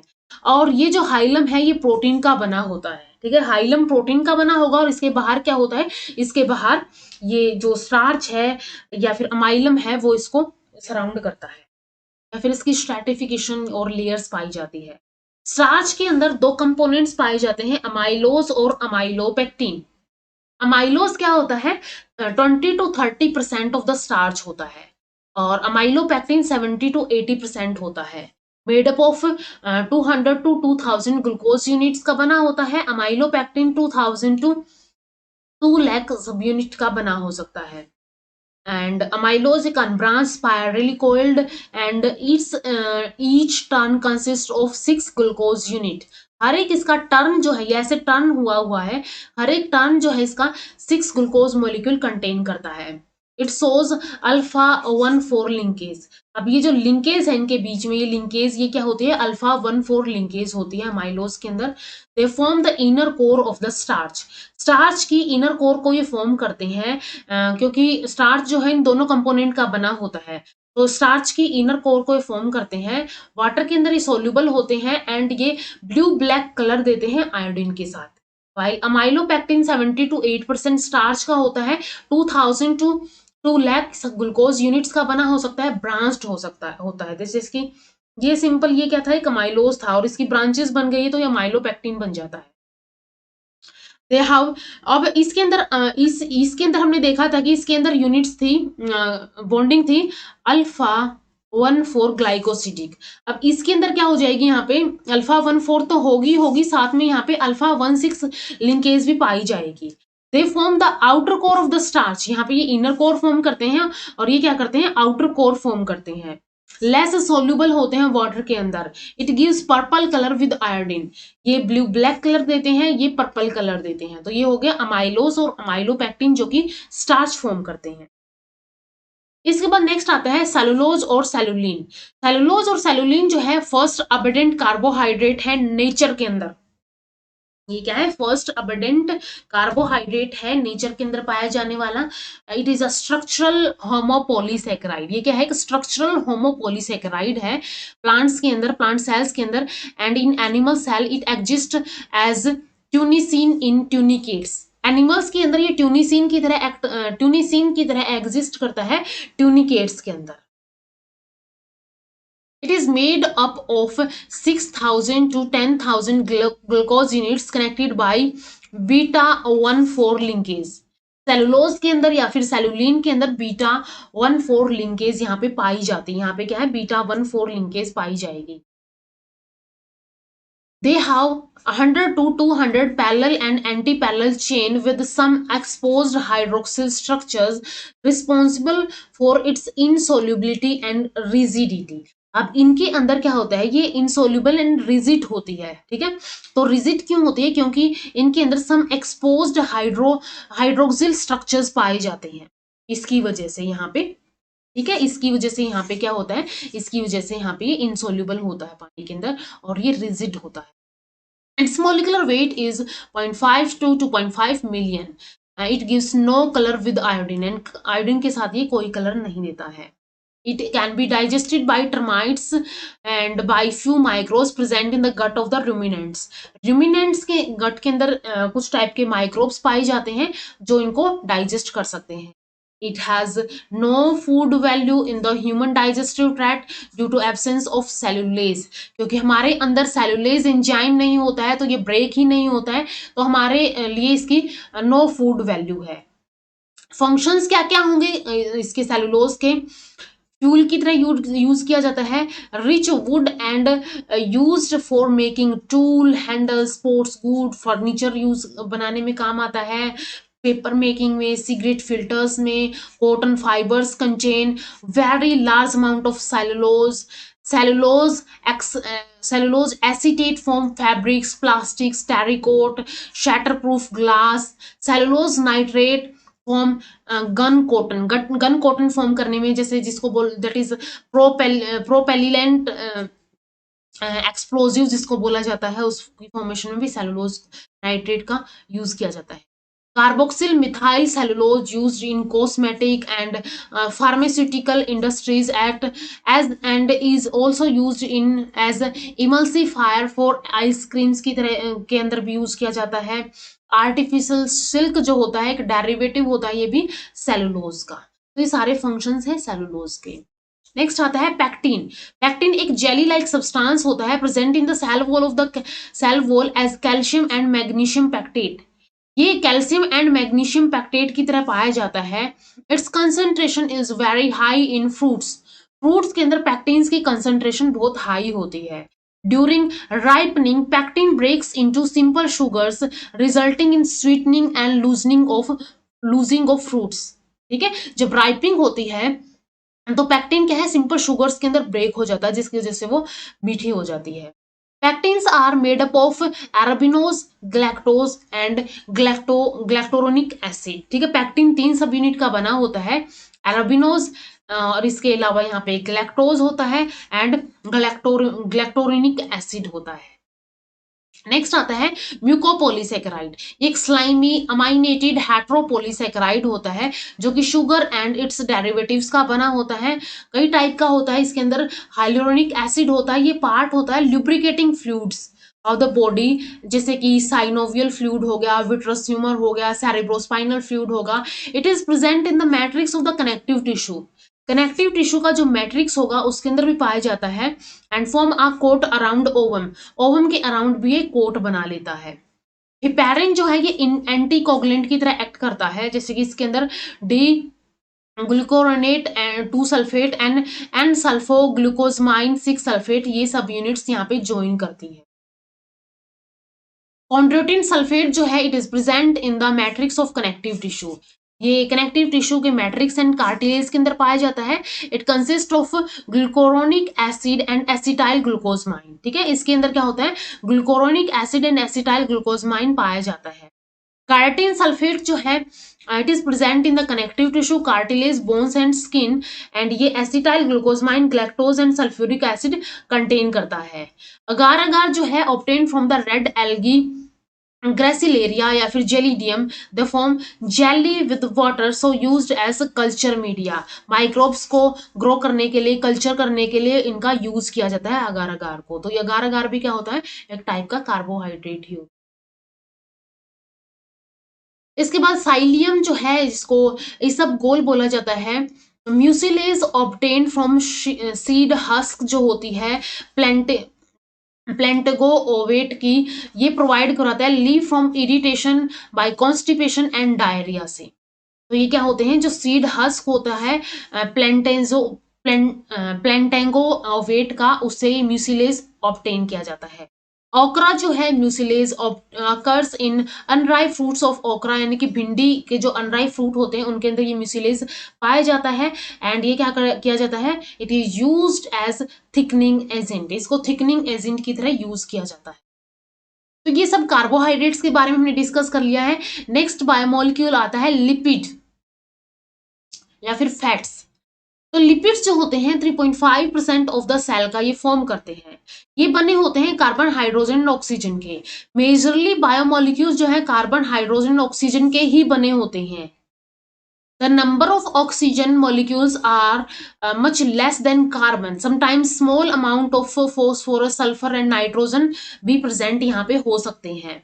They are, तो यहाँ पे क्या होता है, ये सिमिलर होते हैं लेकिन इनके अंदर नंबर ऑफ ऑक्सीजन मोलिक्यूल जो है वो कम होते हैं। ठीक है, ऑक्सीजन मोलिक्यूल का जो नंबर है यहाँ पे कम पाया जाता है। They are the esters of fatty acids and alcohol और ग्लिसरॉल। ये क्या होते हैं, फैटी एसिड्स के एस्टर्स होते हैं एंड अल्कोहल एंड ग्लिसरॉल के। ठीक है, एस्टर्स होते हैं। इसके अलावा 2 टाइप्स के फैटी एसिड होते हैं, unsaturated fatty acids and saturated fatty acid. Unsaturated fatty acid के अंदर क्या होगा, यहाँ पे डबल बॉन्ड या फिर ट्रिपल बॉन्ड पाया जाता है। सैचुरेटेड फैटी एसिड्स के अंदर सिंगल बॉन्ड पाया जाता है। और दे show bent at each double bond, और जो ये डबल बॉन्ड होता है इसके ऊपर ये क्या करते हैं, ऐसे बेंट फॉर्म शो करते हैं। ठीक है, जैसे डबल बॉन्ड है, ये डबल बॉन्ड है, यहाँ पे एक बेंट पाया जाता है। इस बेंट पाई जाने की वजह से जो चेन है वो डिसऑर्गेनाइज्ड हो जाती है, वो अच्छे से पैक नहीं हो पाती है, एंड इसी वजह से ये क्या होते हैं, लिक्विड होते हैं रूम टेम्परेचर के ऊपर। फैटी सैचुरेटेड फैटी एसिड्स क्या होते हैं, स्ट्रेंग चेन फॉर्म करते हैं, और स्ट्रेट चेन फॉर्म करने की वजह से ये सॉलिड होते हैं रूम टेम्परेचर के ऊपर। लिक्विड होने की वजह से इनका मेल्टिंग टेम्परेचर भी लो होगा और इनका मेल्टिंग टेम्परेचर थोड़ा सा हाई होगा। दे अकर मोस्टली इन प्लांट फैट्स, ये मोस्टली प्लांट फैट्स के अंदर पाए जाते हैं, जैसे कि प्लांट असाइल ग्लिसरॉल, और ये क्या है, ये एनिमल फैट्स के अंदर पाए जाते हैं। जनरल फॉर्मूला जो है इसका CnH2n2xO2 ये होता है। यहाँ पे ये जो X है ये क्या है, X यहाँ पे नंबर ऑफ डबल बॉन्ड है, और इसका जनरल फॉर्मूला CnH2nO2 यहाँ पे होता है। अब हमने देखा था कि जो कार्बोहाइड्रेट का फॉर्मूला था CnH2n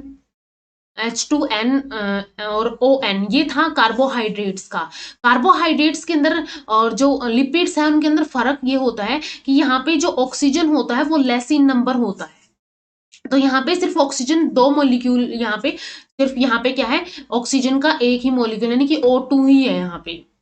तो यहाँ पे क्या हो गया है, यहाँ पे ऑक्सीजन कम होती है, लेस होती है।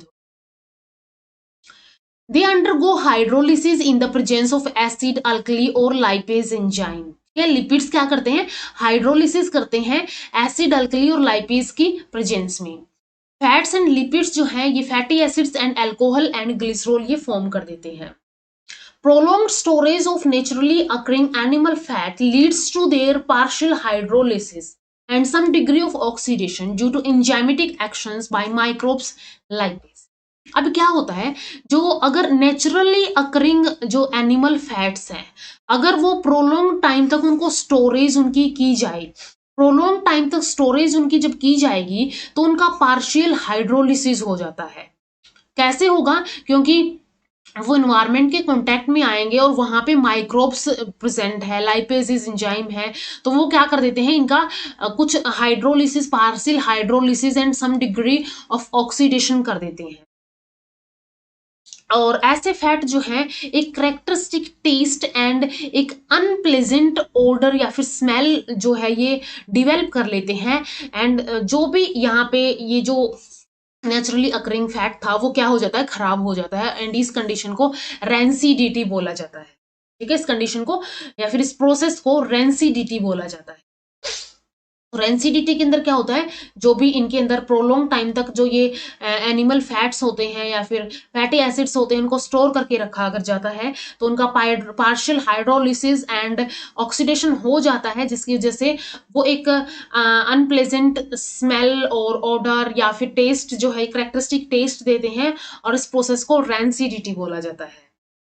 They are soluble in non polar solvent. जो पोलर सॉल्वेंट्स होते हैं उनके अंदर ये इनसोल्यूबल होते हैं, लेकिन जो नॉन पोलर सॉल्वेंट्स होते हैं उनके अंदर लिपिड सोल्यूबल होते हैं, जैसे क्लोरोफॉर्म, ईथर, बेंजीन, इनके अंदर ये सोल्यूबल होते हैं। सोप एक्शन और saponification of fats is due to action of carboxyl group of fatty acid, जो कि हाइड्रोफिलिक और पोलर पार्ट है, इसकी वजह से इनका सोप एक्शन इनका होता है। It reduce surface tension and increase cleaning power of water। ठीक है, सरफेस टेंशन को जो है रिड्यूस कर देते हैं, एंड क्लीनिंग पावर जो है वाटर की उसको इंक्रीज कर देते हैं। Derived lipid do not undergo saponification with alkali, जिनको क्लास 2 लिपिड्स बोला जाता है, and they need large amount of oxygen for oxidation, so they represent as an economical food reserve in the body। they release huge amount of energy, ये huge amount of energy ये release करते हैं। acidic number determines the presence of free fatty acids। एक आता है acidic number. Acidic number क्या होता है कि कितने फ्री फैटी एसिड पाए प्रेजेंट है, तो उसको उसका एसिडिक नंबर बोला जाएगा। या फिर it is the milligrams of KOH, ठीक है, milligrams of potassium hydroxide use to neutralize a fat, इसको बोला जाता है एक एसिडिक नंबर ऑफ फैट्स या फिर लिपिड्स। इसके बाद फैटी एसिड्स जो है, fatty acids are organic acids with hydrocarbon chain ending in a carboxyl group. They become less or less water soluble with the increase in length of the hydrocarbon. ये important line है यहाँ पे। जैसे जैसे ये क्या होगा, जैसे जैसे लेंथ ऑफ द हाइड्रोकार्बन बढ़ती जाएगी वैसे वैसे ये क्या होते जाएंगे, लेस और ज्यादा लेस ये सोल्यूबल होते जाएंगे वाटर के अंदर। ठीक है, जैसे जैसे हाइड्रोकार्बन चेन की लेंथ बढ़ेगी ये वाटर के अंदर कम सोल्यूबल होते जाएंगे। Most of the naturally occurring fatty acids are with even number of the carbon atom, यानी कि C6 to C20 ही पाए जाते हैं। Most of the naturally occurring fatty acids ये इवन नंबर के अंदर पाए जाते हैं। इन fatty acids carboxyl group is hydrophilic या फिर पोलर और water soluble and hydrocarbon chain is hydrophobic और नॉन पोलर और वाटर इनसोल्यूबल।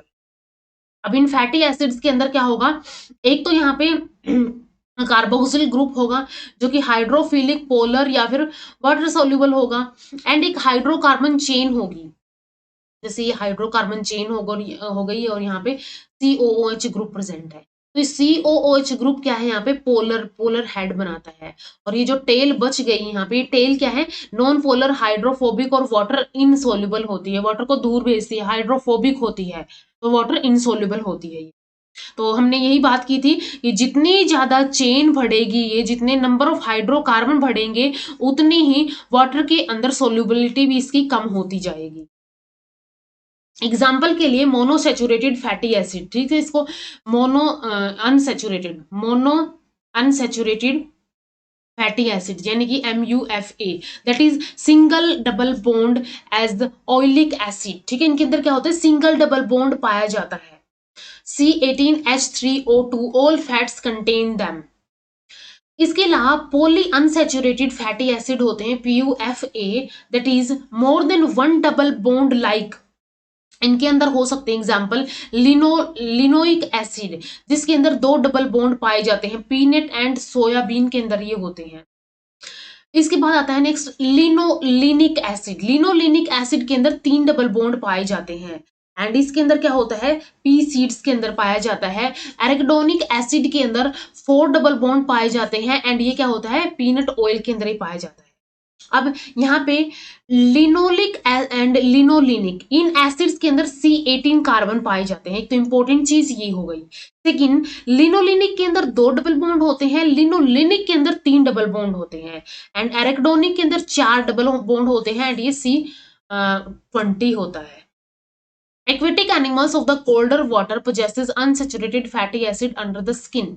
स्किन के नीचे उनके अंदर अनसेचुरेटेड फैटी एसिड वहां पे पाया जाता है, जो एक्वेटिक एनिमल्स कोल्डर वाटर के अंदर या फिर पोलर एरियाज के अंदर पाए जाते हैं, उनके अंदर एक अनसेचुरेटेड फैटी एसिड की लेयर पाई जाती है। और ये अनसेचुरेटेड फैटी एसिड की लेयर, अभी हमने बात की थी, इनके अंदर जो डबल बॉन्ड होता है वो थोड़ा बेंट होता है, जिसकी वजह से ये क्या होते हैं, ये रूम टेम्परेचर के ऊपर लिक्विड रहेगी या फिर इनकी जो मेम्ब्रेन है वो डिसऑर्गेनाइज्ड होगी, तो इस वजह से उनकी जो सरवाइव करने में ये हेल्प करती है।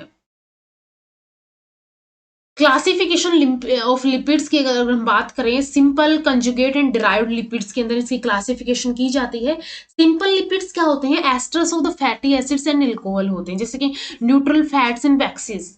Conjugate lipids, they are the simple lipids with some additional group. Simple lipids होते हैं लेकिन इनके अंदर कुछ एडिशनल ग्रुप्स हो जाते हैं, जैसे कि फोस्फोलिपिड हो गया, फोस्फेट आ गया, ग्लाइकोलिपिड, ग्लूकोज या फिर शुगर आ गई, लिपोप्रोटीन जिसके अंदर प्रोटीन आ गई। डिराइव्ड लिपिड क्या होंगे, they are form during the hydrolysis of simple और कंजुगेट लिपिड, ठीक है।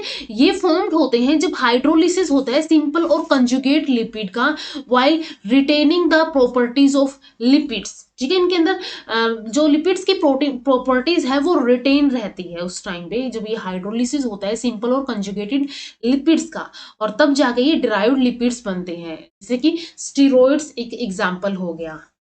अब अगर हम कुछ इंपॉर्टेंट लिपिड्स की बात करें, जैसे कि फर्स्ट यहाँ पे आ गया सिंपल लिपिड के अंदर न्यूट्रल फैट, ट्रू फैट या glyceride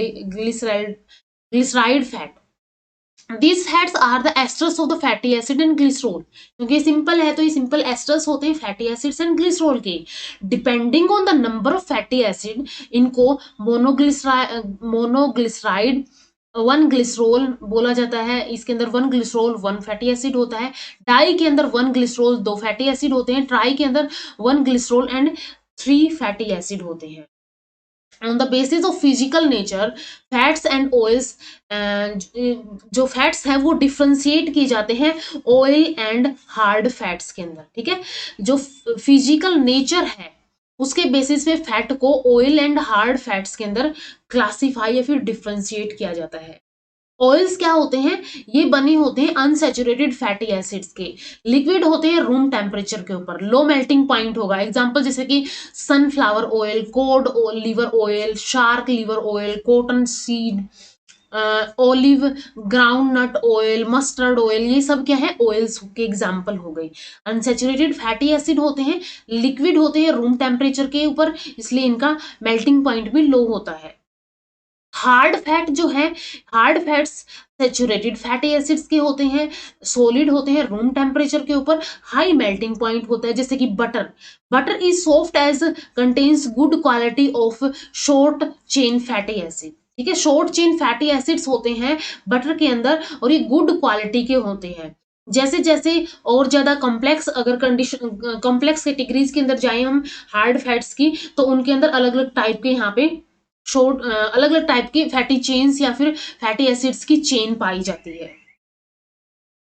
unsaturated fatty acids can combine with oxygen. ठीक है, जो अनसैचुरेटेड फैटी एसिड है ये ऑक्सीजन के साथ कंबाइन कर सकते हैं and have tendency to solidify, और इनके पास क्या होती है, एक टेंडेंसी होती है सोलिडिफाई की, और इसलिए इनको ड्राइंग ऑयल बोला जाता है। इनको ड्राइंग ऑयल बोला जाता है। Edible oil can be converted into hard fats. Edible oil को हार्ड फैट के अंदर कन्वर्ट किया जा सकता है हाइड्रोजिनेशन की हेल्प से। ये प्रोसेस है हाइड्रोजिनेशन, इसकी हेल्प से unsaturated fatty acid saturated fatty acids के अंदर इसके अंदर कन्वर्ट कर दिए जाते हैं, जिसकी वजह से जो इसका टेस्ट है, कलर है ऑयल का, वो इम्प्रूव कर दिया जाता है। जैसे कि वनस्पति एंड मार्जराइन इसके अंदर हो गई। However, it destroys essential fatty acids, और जो essential fatty acids इनके अंदर होते हैं वो इनको destroy कर देते हैं ये process. Refined oil is made by removing free fatty acid through alkali treatment। ठीक है, इसके अंदर क्या किया जाता है रिफाइंड ऑयल के अंदर, यहाँ पे फ्री फैटी एसिड्स को रिमूव किया जाता है अल्कली ट्रीटमेंट की हेल्प से, and colouring matter by treating it with charcoal and order by super heated steam. ठीक है, और इस वे में यहाँ पे रिफाइंड ऑयल बनाया जाता है। इसके बाद नेक्स्ट आता है वैक्सेस। वैक्सेस जो है यहाँ पे this are esters of long chain of saturated fatty acids with long chain alcohol other than glycerol. यहाँ पे ग्लिसरॉल के अलावा अदर देन ग्लिसरॉल की यहाँ पे लॉन्ग चेन अल्कोहल की पाई जाती है। Waxes are soft at warm temperature and hard at cold temperature. ठीक है, जैसा टेम्परेचर होगा वैसे ही हो जाते हैं, सॉफ्ट हो जाते हैं वार्म टेम्परेचर के ऊपर, कोल्ड हो जाते हैं, हार्ड हो जाते हैं कोल्ड टेम्परेचर के ऊपर। केमिकली इनर्ट होते हैं ये। ठीक है, केमिकली इनर्ट होंगे। The form water insoluble protective coating on hair, skin of animals, on stem, leaves and fruits in plants. ठीक है, ये क्या करते हैं, इनसॉल्युबल प्रोटेक्टिव कोटिंग जो है हेयर, स्किन, एनिमल्स की हेयर के ऊपर, स्किन के ऊपर, या फिर लीव्स के हो गए, प्लांट्स के स्टेम हो गई, फ्रूट्स हो गए, उनके ऊपर ये एक इनसॉल्युबल प्रोटेक्टिव कोटिंग बना के रखते हैं। कॉमन वैक्सीज के अंदर बीज वैक्स आ गया। Secretion of abdominal gland of worker honey bee. It is used for the building beehive and for making candles. It is formed from palmitic acid and myricyl alcohol.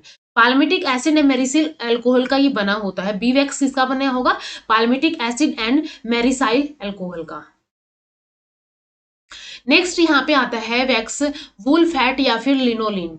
ये secretion होते हैं cutaneous gland forming protective water insoluble coating और on animal फर. ठीक है, insoluble water insoluble coating बना लेती है animal फर के ऊपर एंड ये क्यूटेनियस ग्लैंड जो होती है उनसे सीक्रेट किया जाता है. सीबम जो है it is the secretion of sebaceous gland of the skin. Cerumen या फिर ईयर वैक्स जो होता है, जो कि सेरोमिनियस ग्लैंड जो होती है ऑडिटरी किनाल की, जो कि ईयर के अंदर होती है, उसके अंदर ये सीक्रेट होता है जो कि टिम्पैनिक मेम्ब्रेन को प्रोटेक्ट करके रखते हैं. सुबेरिन और प्लांट वैक्स जो होता है it form the water proof coating on plants. Plants के ऊपर एक वाटर प्रूफ कोटिंग ये बना लेता है विच रिड्यूस ट्रांसपिरेशन, जिसकी वजह से ट्रांसपिरेशन यहाँ पे रिड्यूस हो जाती है. Commercial plant waxes are carnauba wax and candelilla wax. ठीक है, ये कमर्शियल प्लांट वैक्सीज होते हैं. तो ये टाइप के कुछ वैक्सीज हो गए. और भी टाइप के कुछ वैक्स है जैसे कि wax T, leprosy and tuberculosis bacteria produced this wax which contribute their pathogenicity, जो कि पैथोजेनिसिटी में कंट्रीब्यूट करता है. इसके अलावा स्पर्मेसिटी हो गया, हार्डेस्ट वैक्स होता है ये produced by the whales. Whales की जो स्पर्म है वहां से प्रोड्यूस किया जाता है. And it is use to lubricate fine machinery. जो बहुत फाइन मशीनरी होती है उसको लुब्रिकेट करने के अंदर ये एज अ लुब्रिकेटिंग ऑयल ये यूज किया जाता है. लुब्रिकेटिंग वैक्स एज ये यूज किया जाता है. Cholesterol palmitate, this wax is present in the human blood. Paraffin wax it is not a true wax but is a synthetic product. ठीक है, पैराफिन वैक्स क्या होता है? एक सिंथेटिक प्रोडक्ट होता है. ट्रू वैक्स ये नहीं होता है. इसके बाद नेक्स्ट आता है फोस्फोलिपिड्स. फोस्फोलिपिड्स के अंदर फोस्फेट प्लस लिपिड्स पाए जाते हैं. These are the triglyceride lipid in which one fatty acid is replaced by the phosphate group. Triglyceride के अंदर one phosphate group one fatty acid यहाँ पे क्या कर दिया जाता है? फोस्फेट ग्रुप से रिप्लेस कर दिया जाता है. They form lipid bilayer in the membrane which control the passage of material into in and out of the cell and its organelle. ठीक है, ये लिपिड बाइलेयर फॉर्म करने में फोस्फोलिपिड्स क्या करते हैं? लिपिड बाइलेयर फॉर्म करने में मेम्ब्रेन की जो होती है लिपिड बाइलेयर फॉर्म करने में हेल्प करते हैं, जो कि मटेरियल्स का जो पैसेज है, इंपोर्ट एंड एक्सपोर्ट है, उसमें ये उसको ये कंट्रोल करते हैं. ग्लाइकोलिपिड्स यानी कि कार्बोहाइड्रेट प्लस लिपिड्स यहाँ पे होंगे. It is made up of fatty acid, sphingosine, alcohol and one more sugar. One और मोर शुगर के बने हो सकते हैं. तो यहाँ पे फैटी एसिड, स्फिंगोसिन, अल्कोहल होगा एंड साथ में यहाँ पे वन और मोर शुगर यहाँ पे हो सकती है. These are the components of cell membrane and myelin sheath of the nerve fiber. Cell membrane के एंड माइलिन शीथ जो होती है नर्व फाइबर की. ठीक है, नर्व फाइबर के ऊपर माइलिन शीथ होती है. ऐसे नर्व फाइबर हो गया, यहाँ से निकल के जो जाता है, तो यहाँ पे माइलिन शीथ पाई जाती है. ये किसकी बनी होती है? ये इसी ग्लाइकोलिपिड्स की बनी होती है. लिपोप्रोटीन्स क्या होते हैं? Lipids plus protein. They are made up of lipid and proteins and they are present in the blood, milk and egg yolk के अंदर ये पाए जाते हैं.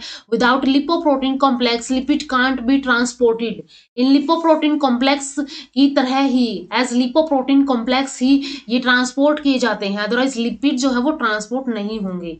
They are different type of lipoprotein जैसे कि chylomicron, high density lipoproteins, low density lipoproteins, very low density lipoproteins. अलग अलग टाइप के लिपोप्रोटीन हो सकते हैं. इसके बाद नेक्स्ट आता है स्टेरॉइड्स या फिर स्टेरोल्स और solid alcohol. Sterols are the lipid derivatives but are without fatty acids. ये लिपिड डेरिवेटिव होते हैं लेकिन इनके अंदर फैटी एसिड नहीं होता है. They consist of 6 member ring A, B, C and D. 6 member ring, ये इनके अंदर 4 रिंग पाई जाती है and a long hydrocarbon side chain. और ये एक लॉन्ग हाइड्रोकार्बन साइड चेन यहाँ पे पाई जाती है.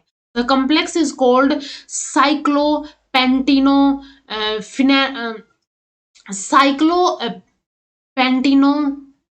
पर हाइड्रोफिनेंथ्रीन. ठीक है, इसको बोला जाता है साइक्लोपेंटिनो पर हाइड्रोफिनेंथ्रीन, ये जो रिंग यहाँ पे पूरी बनी है ये इसका नाम है। कोलेस्ट्रॉल जो है, कोलेस्ट्रॉल ये कॉमन स्टिरोल होता है, प्रिकर्सर होता है सेक्स हॉर्मोन्स का, जैसे कि progesterone, testosterone, cortisol, ecdysone and vitamin D का। ठीक है, कोलेस्ट्रॉल क्या होते हैं, इन सब के प्रिकर्सर होते हैं।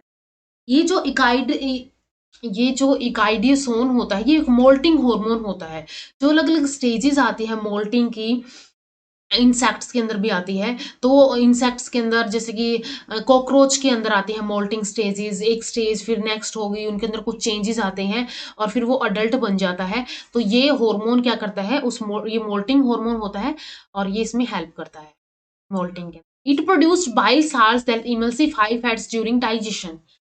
ये क्या करता है, अब ये बाइल साल्ट्स को प्रोड्यूस करता है that emulsify fats during digestion, जो कि डाइजेशन के ड्यूरिंग फैट्स को इमल्सिफाई कर देता है।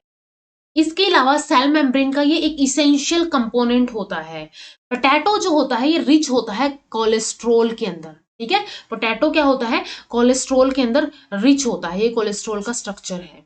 अस्टीरॉइड जिसको डायोजेनिन बोला जाता है, obtain from the yam plant. ठीक है, याम प्लांट यानी कि डायोस्कोरिया से मिलता है ये। Used for the formation of anti fertility pills, इनको एज एंटी फर्टिलिटी पिल्स की तरह यूज किया जाता है, which prevent sperm formation in males.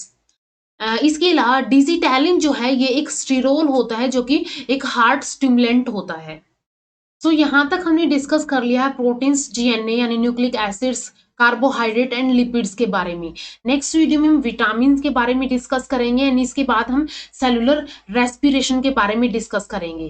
तो मिलते हैं नेक्स्ट वीडियो के अंदर, तब तक इसको अच्छे से रिवाइज कीजिए, जो भी क्वेश्चंस हैं उनको प्रैक्टिस कीजिए, जो भी आपके बायोमोलिक्यूल्स के क्वेश्चंस है जहां से भी मिल रहे हैं वहां से प्रैक्टिस कीजिए।